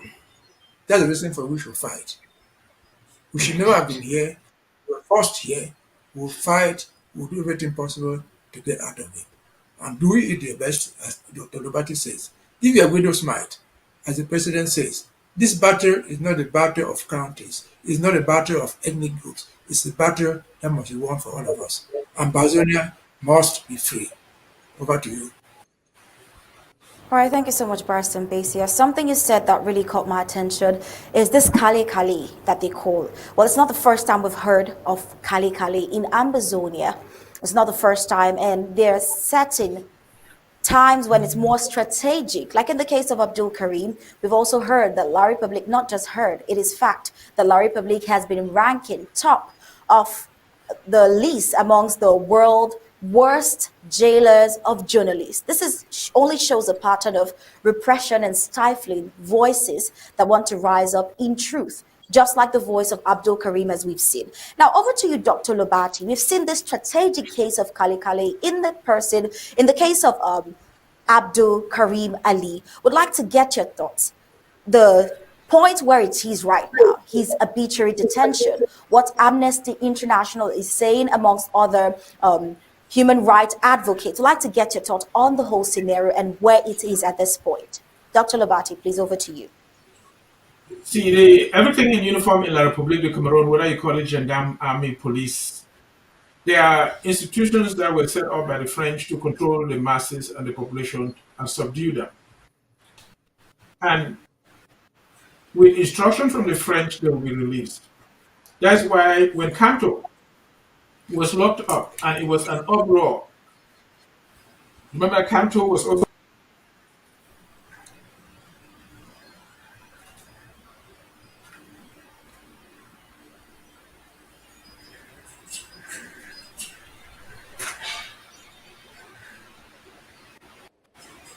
Okay, well, I understand that Dr. Fred is having some technical issues there. I'm going to try to see if we could have him reconnected. So you might be making some comment in this same regard before we get back him, and we should be concluding this segment so that we go into the program proper for the ABC Networks Day. This is something very remarkable, Barrister Mbeseha. I've been observing the conversation that you people are having for a while. One thing is clear: the fact of it all is it is a consequence of 1972, like you said, and the reason why we think 20th May is not just an illegal activity in Ambazonia; it is treasonous to see any Ambazonian or Southern Cameroonian that will be seeking to participate. So, linking the Abdul Karim situation, the peoples whose voices are being stifled, who have no rights of their own, they are illegally being abducted for advocating for what is historical and what is legal. It is an unfortunate situation and something we have to talk about. Barrister Mbeseha, please cue in there while I try to find out what's happening with Dr. Fred. Well, again, Paddy, we have discussed it many times here. Abdul Karim is just the recent. Abdul Karim is the most recent case. Abdul Karim is the most recent example. Are you getting me? Are you getting me? Yes, I can hear you. I was saying that I can hear Karim is just the most Abdul Karim is just the most recent case. We've seen about Mancho BBC. What was the crime of Mancho BBC? He carried a coffin. He was not even a member of the consortium. He did nothing wrong, other than protesting in Bamenda against bad roads and other things that are right there. He was picked since 2017, 2016, I think. He is still in prison. So Abdul Karim is just because he is the most recent one. They face the same circumstances. They were all tried in a military tribunal. Why? Did Mancho BBC ever go to any prison? The 10 parents ever served in the military? What did they do to merit all this? Absolutely, they committed no crime. Even if they committed a crime in Bamenda, I've said many times before, how did they find themselves in Yaoundé being tried somewhere by a military tribunal? Even if it was a military offense, where's the rationale for setting up a military tribunal in Bamenda? There's one there. And then carrying people who are alleged to have committed crimes in Bamenda to Yaoundé. The simple reason is that the Yaoundé on is so controlled that they dictate what the judgment will be. It's not a court, it's a place for you to be punished for non-compliance, for attempting not to comply to the dictates of the system. So Abdul Karim is just one I've said. He's just the latest one. All others I've said follow the same route. Abdul Karim said he was not going to go to the court because he didn't go. But interestingly, Abdul Karim, to the best of my knowledge, had his lawyers in the court. What evidence did they produce against Abdul Karim? Absolutely no evidence. Because in our own Anglo-Saxon criminal law, once indicted, once accused, you are not bound to say something. As an accused, you keep quiet and let the accusers prove the case against you. What evidence did they bring? Because Abdul Karim would have gone to that court and the burden will be on the judge to produce the evidence against him. Even in his absence, if his lawyers were there, they produce the evidence now. And so what of jungle justice is this? Again, I've said 10 times, 20 times before. Why here? How are steps here? And most of all, how are our own brothers and sisters, our own people, so blind to this injustice? Why are they so blind to these sort of things? That they prefer to wear something on the thing, they call it, they prefer to wear some cap and say, shape the Sorry. and bend this. Yes, Fred, I can see you. I can see you on screen. I was just trying to make sure you're connected. Okay, thank you. Sorry for that interruption there by Mbeseha. Yes, Dr. Fred, please, you want to comment? We rushed this last segment. There's so much for us to say in less than 20 minutes. I'd like to hear this. You heard Barrister Mbeseha there earlier on talking about the land grabbing and the plight of the Awanda people, linking it to those of the students that are being abducted, arbitrarily abducted. There's not arrest, and then beaten with impunity. Some of them maimed and tortured and killed. We are seeing the situation of Abdul Karim that is even defining the law to them that the courts do not have jurisdiction over him as an activist for the Southern Cameroons. It is a sad situation that leads us to the core of tonight's conversation, and which is the consequence of 1972, that Barrister Mbeseha would say. But I want you to cue in from there by linking the Abdul Karim's plight, that the international community, or I would say human rights organizations, are beginning to lend their voice. We hope that they do not stop. Well, I don't know where I actually got cut off. I just noticed that I had been cut off. My screen was frozen and I was talking to myself. But anyway, what I was saying was that they two belong together. The Abdul Karim's mismanagement, judicial mismanagement, even the students' abduction and the handling of the villagers, everything is together in line. The government of what is called the government of the Republic does not respect any human life. There is nobody that is truly respected. And the thing is, the French control the government of La République du Cameroon. By that agreement that they signed with Ahidjo in 1959, they control everything. And they said that only if the French were not interested in any aspect of the land could the government of Cameroon make a deal with somebody else. So all the military that is in the land, you can call it gendarmes, you can call it police, you can call it military, whatever you want to call it, those are French institutions that were trained and put in place to subdue the people, to be submissive to French interest. And Traoré himself has said that some of these military people who went to Paris to train were trained and instructed to be at alert on the land, so that if the president abdicates from doing the will of France, they will be revived to cause a coup d'etat and throw out that president to maintain French control. So what I'm trying to say here is that these troops are serving France, and the purpose is to undermine the people, subjugate them, control them, and then France will continue doing what they are doing. So they have a law in Cameroon that says that all land belongs to the government, and you can only claim ownership of any land when you register it with the government and have a land title. If you don't have a land title, the government can come anytime. If they're constructing a road or a bridge or anything, they will just go and they don't care what you say. If you have a land title, they can give you some reward for your investments, whatever they assess to be your asset on that land. But otherwise, you have no voice. So people still think that they own property because of their villages where they lived and grew with their local leaders that they call chiefs. But as far as the government of Cameroon is concerned, nobody owns any land. And if you want to sell land that is over 100 hectares, you must get permission from the president himself. You can sell land that is below that. But again, if you don't register it with the government and have a title, you don't own it.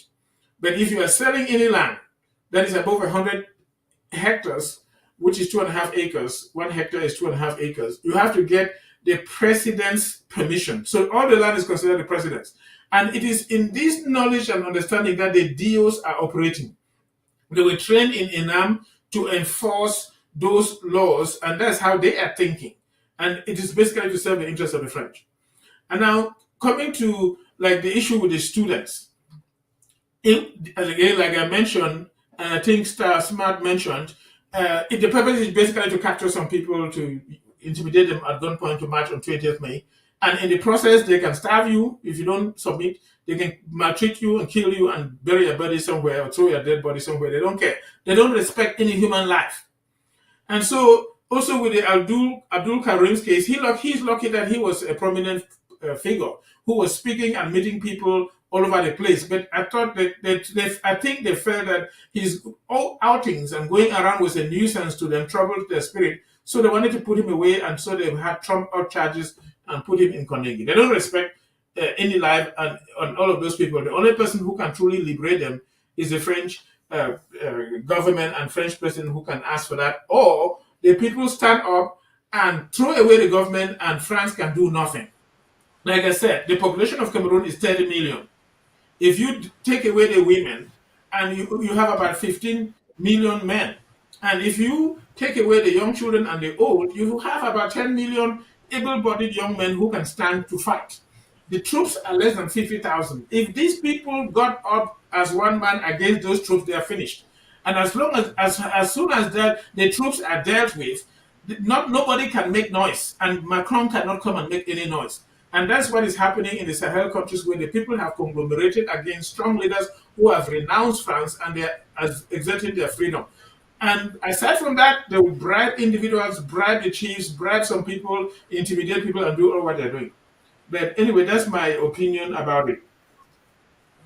I think we're getting to a very important point, why there must be no 20th May in Ambazonia. Correct. Especially the land grabbing, the rights of the chiefs.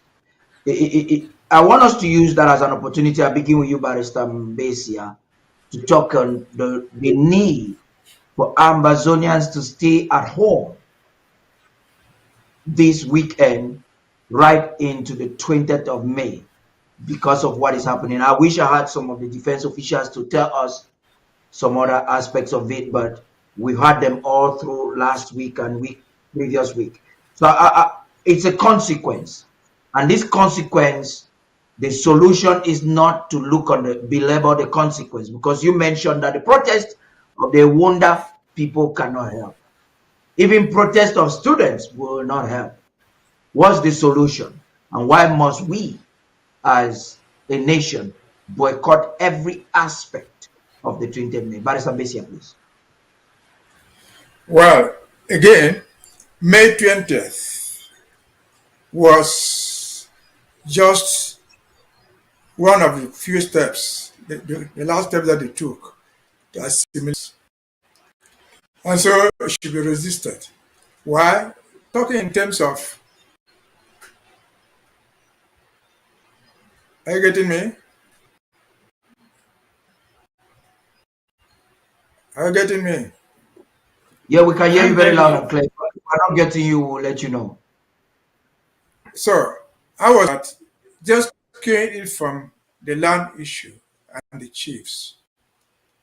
There's something common among all Ambazonians. Every single Ambazonian in a certain village, a certain tribe, where chieftaincy is important. Anywhere in Ambazonia, this is an institution. Even the white man under the colonial system did not seek to interfere with it. They did not seek to abolish it. They kept it intact. And so, coming to tamper with that institution, what it is doing is in the heart and the rare heart of existence. Did we have problems in southern Cameroon involving chiefs and land? We did. We did. But how were they handled? There was something in West Cameroon, southern Cameroon, called customary courts. They were courts of law, but they were called customary courts. They applied the custom. If there was a dispute between Bale and Santa, or Bale and Bafut, it went to the customary court. The customary court decided it. If there was a dispute of succession, say over the throne of the son of Mancon, or the chief of Buya, or any place, it went to the customary court. The court solved the problem.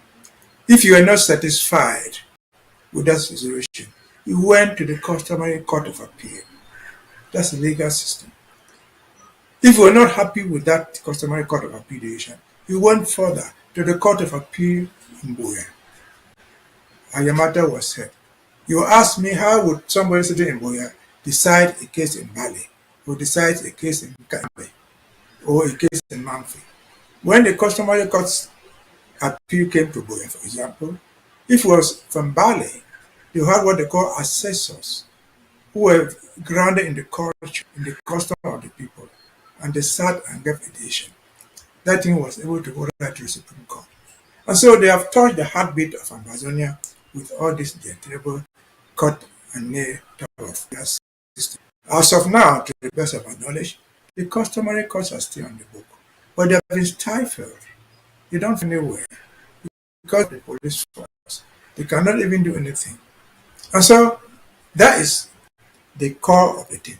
That is what happened to us in 1972, called the May 20th. But as I said, that was just the final straw. Before 1972, we have discussed this so many times before. Since 1961, that stifled us gradually. They went to Fumba, claiming to draw a constitution, but for 4 days in Fumba, they met face to face to discuss the constitution. They met face to face twice. The first day 17 to say welcome everybody. The last day 21st to say goodbye everybody. They discussed no constitution. But here they produced a constitution which is called the Federal Constitution. They stifled us. That was not enough. They produced a constitution called the Federal Constitution, which was in fact not a federal constitution. Because Article 4 and 5 of that constitution took away all the powers of the Southern Cameroon government. Absolutely no powers left. All the powers conferred were put in Article 38 or 39, if I'm I'm not making a mistake. What did he say? He simply said that anything not mentioned anywhere, you can take it. What we're forgetting to take that for yourself. They're taking our economy. They have no more, Function had no more to raise money, no way to raise money. And so it was going to become bankrupt. And to it, they say, well, the country is getting bankrupt. Kill the whole thing and bring in a unitary state under the May 20th. So that was just a step. And as soon as May 20th passed, they had absorbed us, 1972, started coming out with this decree of 1977. The ordinance of 1974 on lands, the decree of 1977 on chieftaincy. And so, again, this is where we find ourselves. Again, this is where we have to fight. For those of us who are still alive, for the younger ones who missed what it was, learn this lesson and know that they can deprive some people of some of their rights. We cannot deprive everybody of all their rights. And so Ambazonians have to fight. As the president says, I've cited it here. Even if you are fighting alone, make sure your fight is not in vain. If you are contributing $1, make sure your dollar is not gone in vain. Those who can give more will clap hands to them. I always say, if you can give nothing, go into your bedroom and pray for salvation in this nonsense. God should never punish us this way. We'll get out of it sooner than later. Over to you. That's amazing. So we started this program on a very interesting note, and I know a lot of Ambazonians watching us right now would like us to act, would like to hear your opinions on this. It has to do with the number 2 of Cameroon's de facto group. That's what I think within Ambazonia. I call it the Ajoka card within the nation of Ambazonia. And since we've seen Cho Ayaba has gotten himself victimized with his own ego and the way he goes about things, Yin came out with a propaganda speech. I understand that he has daily briefings, and this was brought to my attention. Maybe I don't need to belabor the point. I like those who are watching us to watch the first few seconds of this propaganda speech of Yin. Then we'll come back with our analysis. Today, I come to you to touch on 3 points. Other points would be stressed upon during my daily briefings. First, I wish to acknowledge the fact that a Cameroonian delegation and a Norwegian delegation have met your leader, Dr. Cho Lucas Ayaba, in Oslo prison in order to negotiate the end of Cameroon rules in Ambazonia. This is after 8 months of incarceration under flimsy excuses by the Norwegian government. Ambazonian people, fellow comrades, this is not new. When Cameroon and France and the United Kingdom and Canada devised a scheme to decapitulate the leadership in the diaspora, we knew what they were heading to. We knew what they were heading for. We knew what they were going to do. When they also decided to decapitulate the leadership on the ground, we knew their playbook. Because from history, we have seen how the French decapitulated the nationalist movement prior to independence of Cameroon and handed over power to enablers and traitors like Ahidjo and Biya. In the same scheme of decapitulating the leadership, when the teachers and lawyers rose in 2016 in this last phase of our revolution, Cameroon arrested the leaders of the consortium, jailed them in the hope to decapitulate and crumble the resistance. In 2019, they arrested and renditioned Siseko Ayuk Tabe because to them they thought if you decapitulate the leadership, you're going to crumble the resistance. They also Well, it is unfortunate that he doesn't even have the true history. He's trying to manipulate history. Zico was arrested on the 5th of January 2018, less than 60 days after the interim government came into existence, and just a few days after he addressed the people of Ambazonia from the United States. I was one of those who worked to have that speech out. I don't know where to begin with this. We have a limited time, but I think I should start with you, Dr. Lobati. These are the same group of people who did not recognize Sisiko even when he was out. Now, you know that when Jesus was tempted by the devil, he quoted scripture, the devil, but he quoted it wrong, and Jesus had to correct him. The Bible also says that the devil also sometimes comes across like an angel of light. So what I'm saying is that group, you see them dressed with regalia that looks like Ambazonian regalia. You hear them talking about talking with the Republic of Cameroon for the first time, acknowledging that they are talking with the Republic of Cameroon, which we knew they have been talking with the Republic of Cameroon and collaborating with the Republic of Cameroon. But here he says they have been talking with the Republic of Cameroon how to bring this thing to an end. Now, so these people are basically an extended arm of La Republic of Cameroon in Ambazonia. We know that they are equipped by the La Republic military, armed by La Republic military, trained by La Republic military, guided on the ground in Ambazonia by the DOs. They know all what is going. And a good example is when Mrs. Mundi, the senator who was collaborating with the government to fake being abducted by the Amber Boys, was picked up in Quen. They carried her into Batibo territory without any harm, held her there for a while, fed her, and then released her. Now, from Quen to Batibo territory, you have about 20 military checkpoints. It is impossible to carry somebody of that caliber against her wishes in a car and drive through those 20 military checkpoints and arrive at your destination in Batibo without a true military identifying that somebody had been abducted and liberated. This was staged by the La Republic government in collaboration with these people who claim to be fighting for Ambazonia. They went there and held him with one of their leaders who is now dead. And after a while, they released Mrs. Mundi, and the governor went and took her to Bamenda airport, and they were saying, oh, she's been liberated. This same leader who held her there on behalf of this group, when he was sick, they carried him to Bingo, carried him in a military helicopter from Bingo to the military hospital in Bamenda and Douala, and gave him treatment like a military, La Republique military general.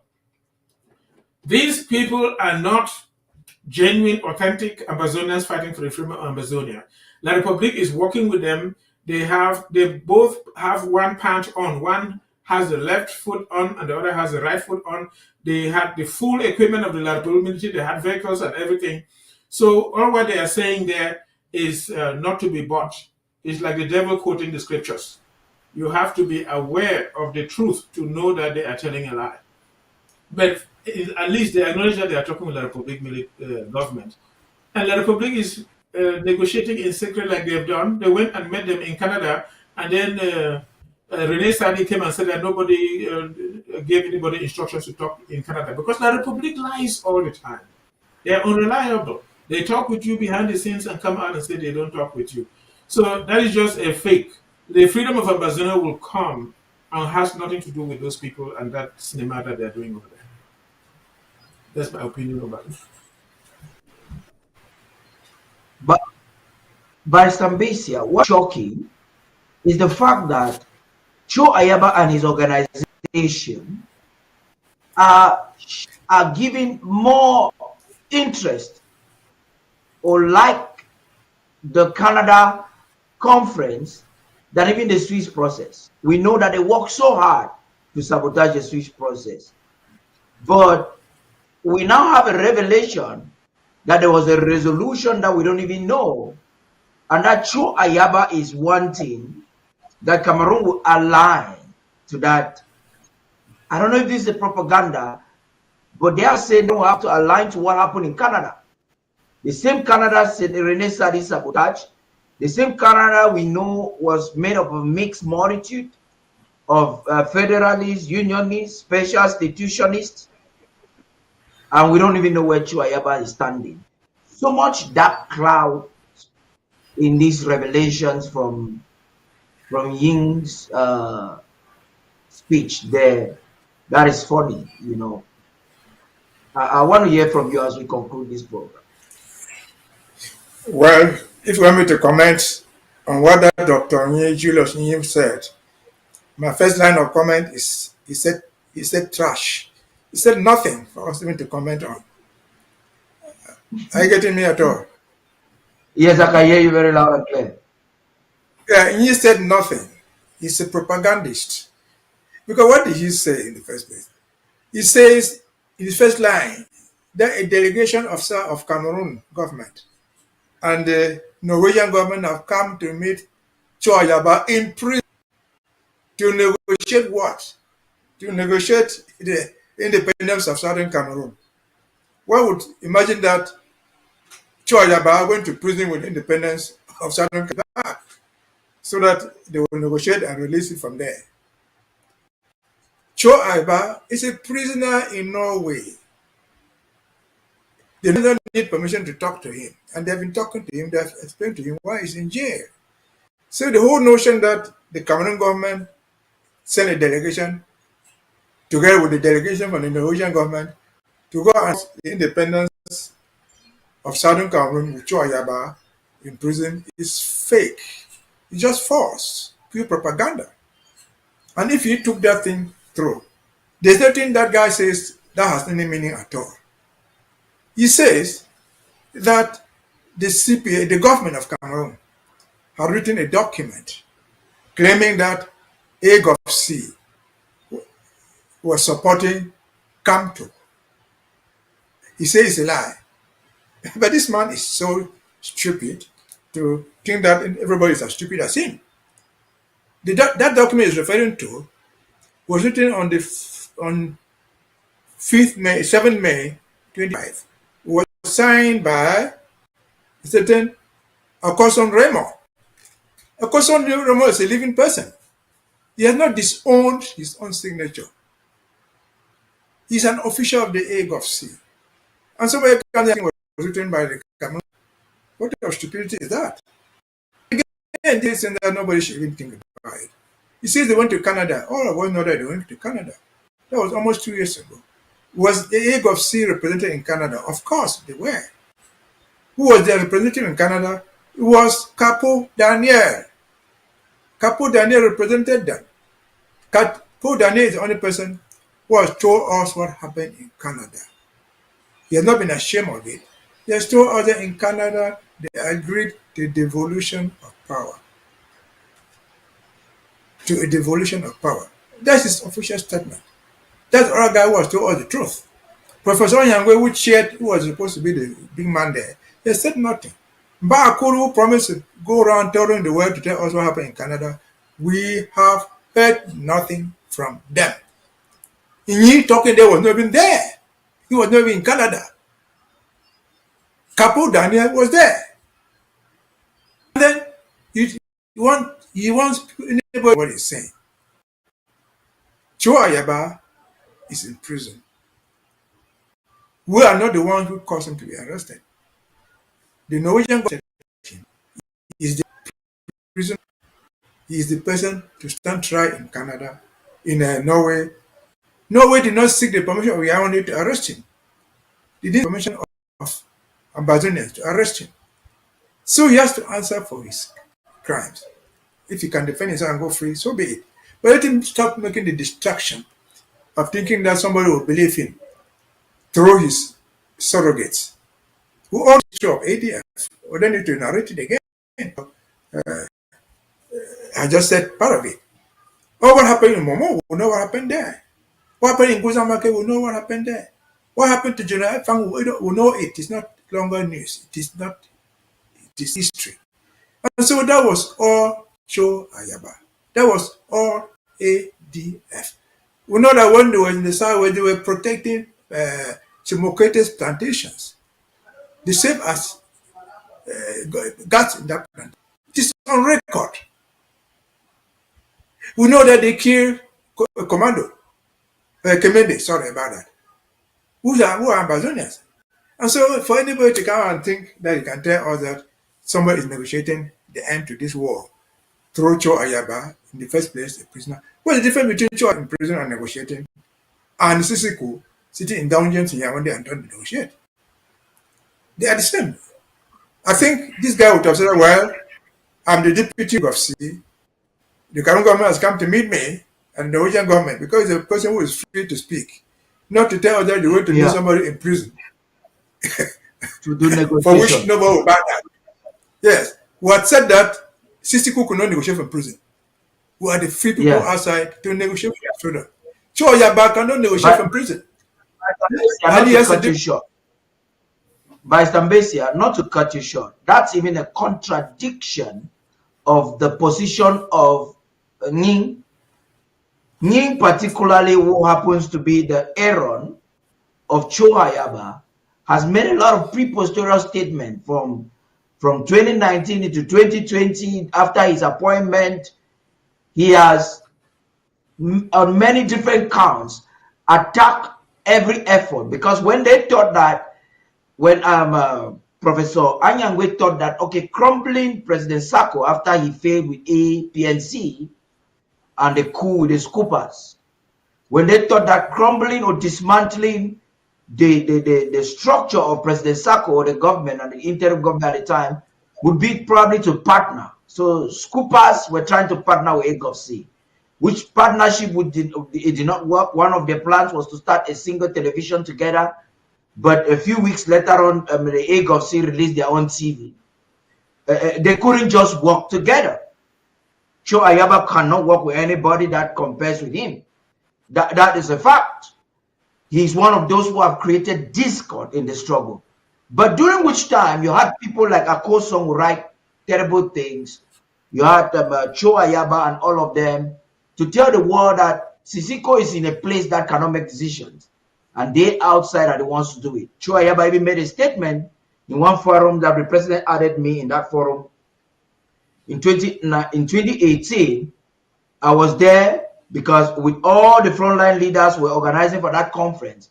And Cho Ayaba made a statement in one of the forums and said that Dr. Sako knows nothing. He's not, if they want to talk about a liberator, a revolution, he's not a person that he can have a conversation with. Now we're looking at his calculation. So everything they are doing is a contradiction. I've also seen another statement with them trying to debunk the statement that was signed by Akosong Raymond. And they are claiming it's a fake document.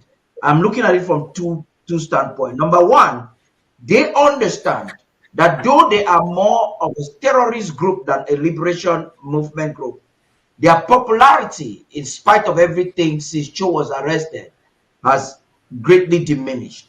So sending out a letter like that will spark controversy because Cho Ayaba is a person who operates with controversy. That's one way I'm looking at it. Number two way, they have seen that it is a backlash because they felt probably doing that will help France to facilitate the release because it is clear that Cho Ayaba has a hidden agenda with France. It is evident in what he is doing. So that strategy has failed, so they want to flee from it. So there are two things. It is coming from them, but they did it to achieve one of two things or both. To try to, they successfully put attention. We've been talking about it now for some time.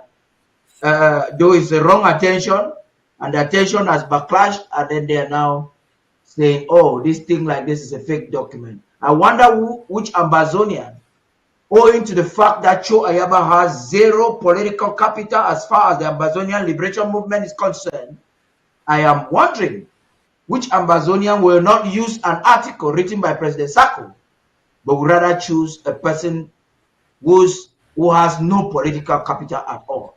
So, gentlemen, I want the both of you to conclude on this so that we can hand over the microphone in the next 3 minutes to those in the Zoom meeting to coordinate the second segment of the program.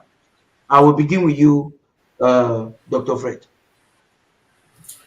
Anyway, the only thing I can say is in this liberation struggle, from my experience, there is only one true, authentic leader, and that is Dr. Sako and those who are genuinely collaborating with him.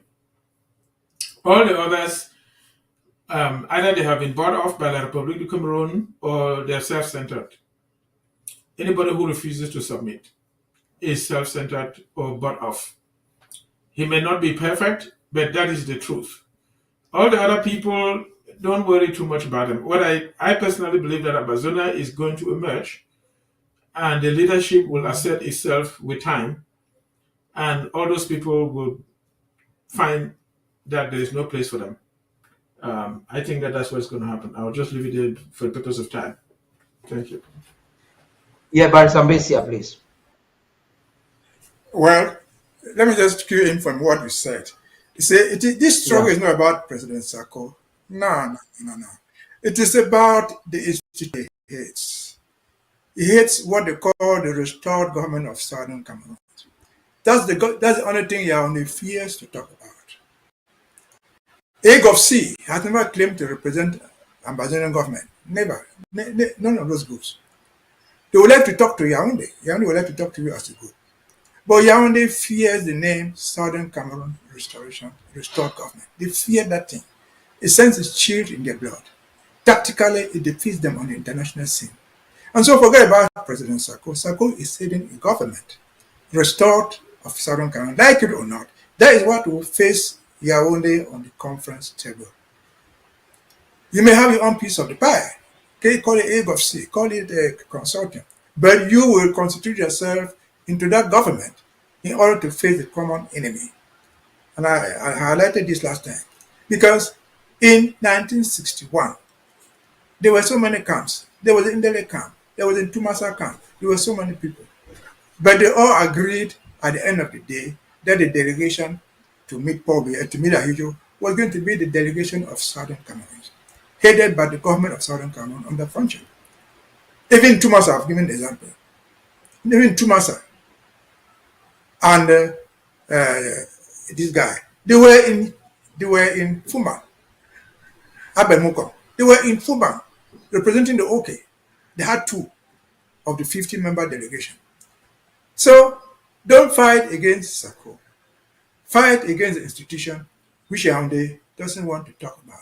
And so you're fighting against the institution of the restored government of Southern Cameroon. It's a waste of time. That's what sent chills on the spine of Yaoundé. Call yourself anything, at the end of the day, you will come back to be under that government delegation. And again, the 50-man delegation that went to Fumba comprised almost everybody in Southern Cameroon, including even Ndele, who had wanted to go to Nigeria. Even in Fumba, Ndele was the one given the opportunity to give the second opening speech.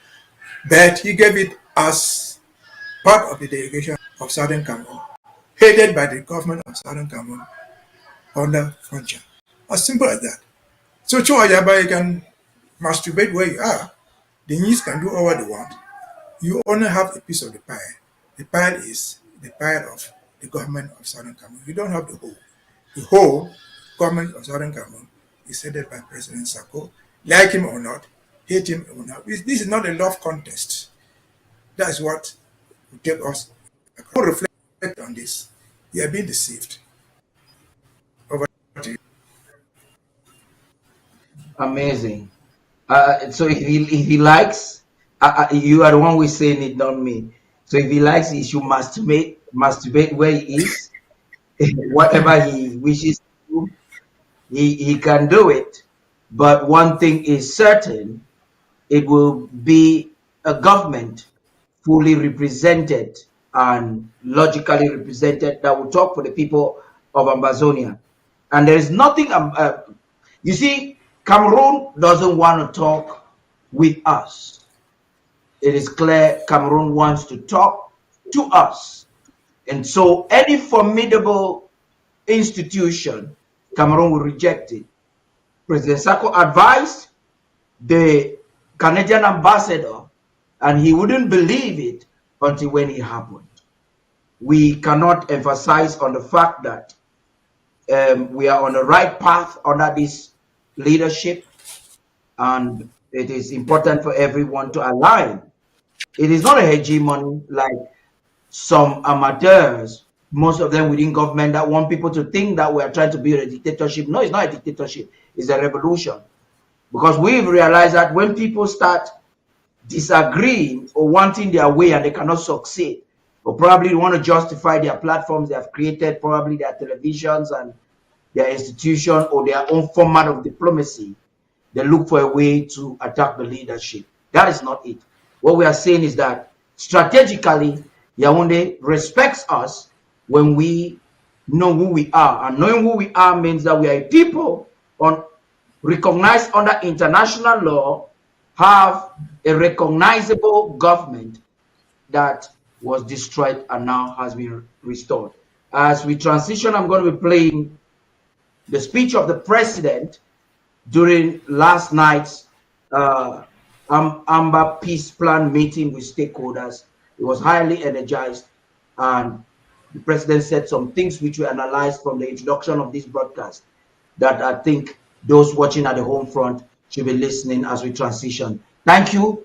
It was myself and the crew, entire crew. Thank you for everybody for joining us. I'm calling on all those who are watching us via social media platforms and who are still in the Zoom meetings to hurry up into the, who are still in the WhatsApp groups and watching via YouTube to hurry up and join us in the Zoom meeting so we can finalize the day.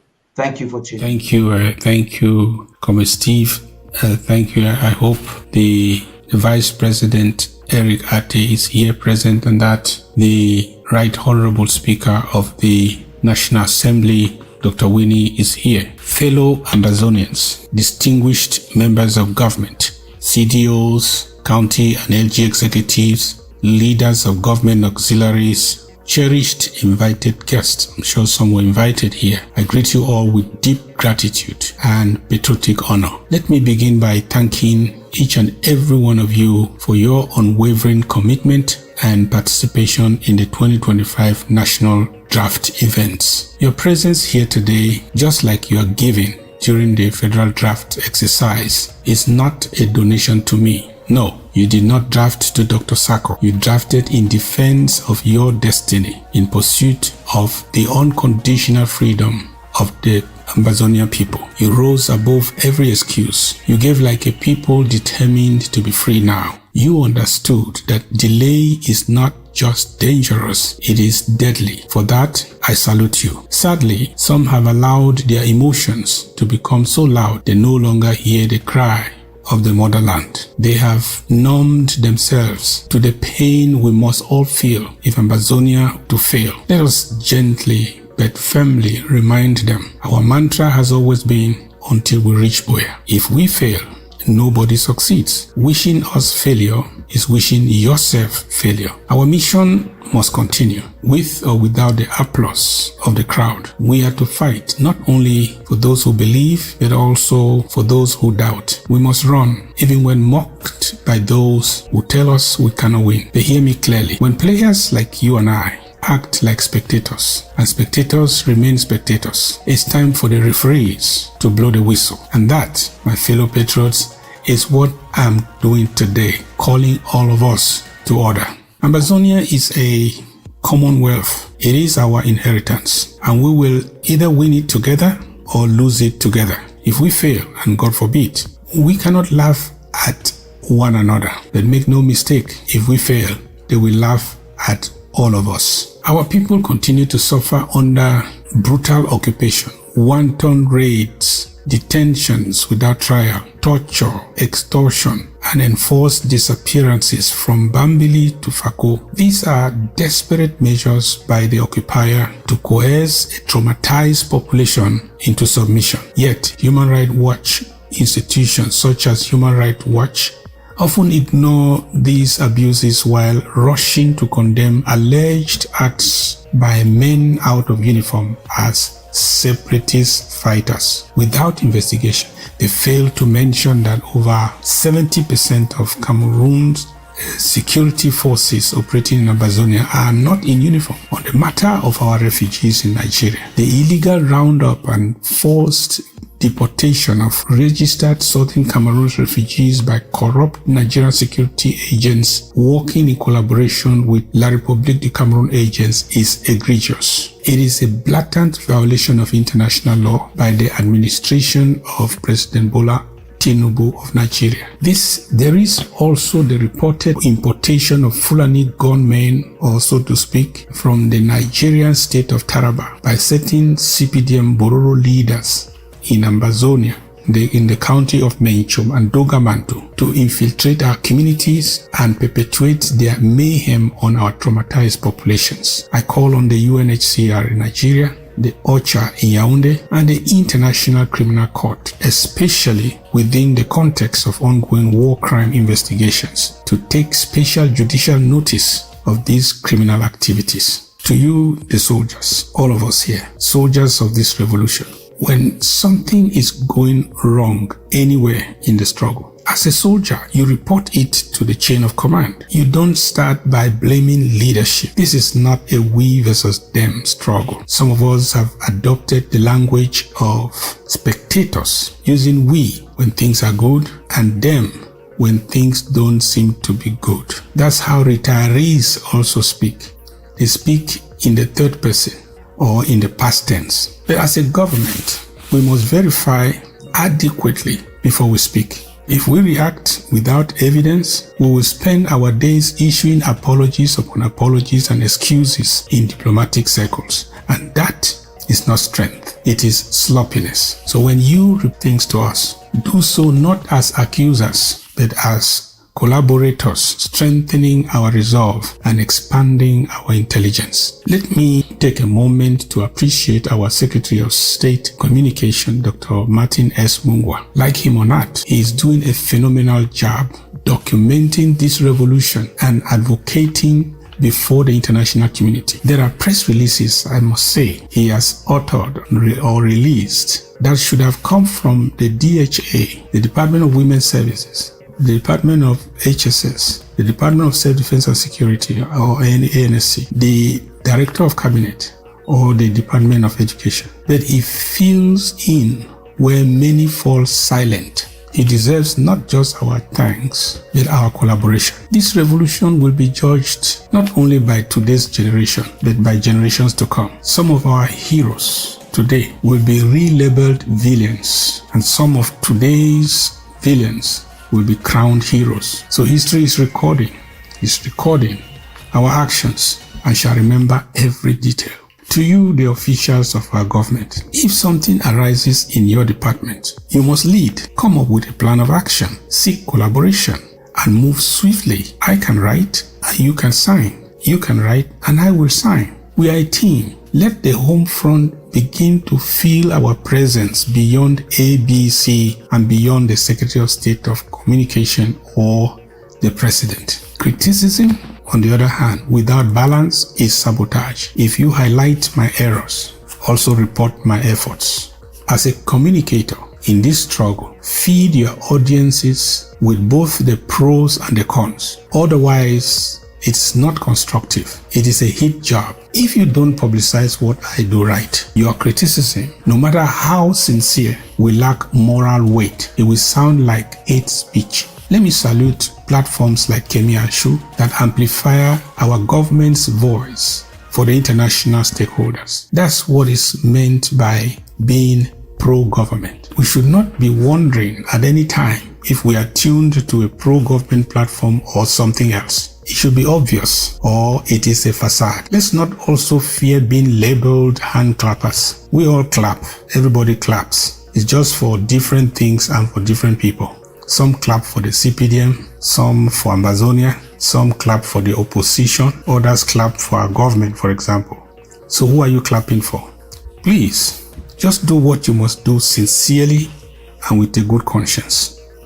Those who only comment your actions, sure, they are coming after you. They are behind you, not ahead of you. Keep moving. The unity of the struggle. Let me be clear. The struggle to liberate our homeland is not compartmentalized. By this I mean I also mean it is not a tribal war. There is not an LGA struggle. There's not a county struggle. There's not a Kansas City 3 struggle. There's not a refugee struggle. And it is neither a diplomatic struggle or an ABC media struggle. These are all battles or battlegrounds we must possess. We must fight. But the war we must win is Ambazonia. We are exposed, we are expected to engage in all these fronts or domains together as one force, because a broken member is a disabled body. Victory in parts without the whole is victory in illusion. Imagine if each of us only supported the part that interests us. We will be stuck, not due to a lack of energy or strategy, but because of a lack of alignment. Some of us unfortunately cherry pick what to support and disappear from the rest. If everyone did that, could we even raise money again to do anything? Now that the county and LGA drafts are underway, let me ask you a question. There was once a man in a village who vowed never to attend funerals except for his friends and family. One day his father died. The villagers too said they have made a vow not to attend any funerals from his family. He was furious. But the question now is, was he correct to be furious? The lesson is clear. Whatever you do, ask yourself, if everyone did that same thing, would the struggle be stronger or weaker? Will your action increase or decrease our chances of winning the war or not? May 20th and security measures. As we approach May 20th, I call your attention to the high alert posture of our valiant Ambazonian state armed forces. They are working tirelessly to ensure that law and order prevails. A lockdown has been declared, not to punish, but to protect our loved ones. We remember Bamenda, we remember Buya, Bamkikai, Nkambe. Remember how the regime of Yaoundé will disguise killers to murder our innocent children just to frame our Ambazonia State Armed Forces. We say never again. So please stay home. This lockdown is a countermeasure against staged atrocity crimes. It is also a shield against political manipulation disguised by the enemy as humanitarian outreach or action. Let us remain vigilant. Let us stay disciplined. Let us unite in strategy. On the TPS and advocacy in the United States, let me also update you on the TPS, the temporary protected status for our people in the United States. As of now, as I told you before, there is no official extension or blanket extension of the TPS. However, individual applicants for renewal have been approved. Behind the scenes, we are also working diligently with some US lawmakers to craft a House bill urging the Trump administration to extend the TPS for all the people from the contraption called Cameroon who are affected by this war and are seeking refuge in the United States. There is no assurance of success in changing the position of this US government on this issue. However, our aim is to equip our own people, our Ambazonian people, with the legal grounds to stand before any court in America and say this war truly is real and returning is not safe for any Ambazonian. This may help those who want to appeal the decision of the US president in court for a stay of execution. The call to the counties and LGAs. Finally, to our communities and LGAs, you performed admirably during the national draft events. But now is the time to mobilize urgently for your county draft events. Let no county lag behind. Let no LGA remain a spectator. No county has yet invited me for any mobilization meeting, and thank God for that. And I assume you are focused on delivering a powerful turnout. You have my blessings and my full support. Those who adopted our recommendation at the beginning of the year to structure their draft collections into monthly donations are already ahead of the curve. We are preparing to issue presidential letters of appreciation to those who have fulfilled their 2025 federal draft commitments. This will be awarded only to fully paid participants. To coordinate this, I will be launching the 2025 Honors Forum, a platform where we will celebrate those who stood tall in this campaign. This is our moment to tell the world we are not a scattered people. We are mobilized. We are mission driven, and we are a united force. May God bless you. And some of us who had questions, some even sent to me, and suggestions concerning our upcoming Constituent Assembly in September. If you are here and you have the questions or concerns, you're welcome to participate in this assembly. May God bless Ambazonia, and may God bless our struggle for freedom. Thank you for coming.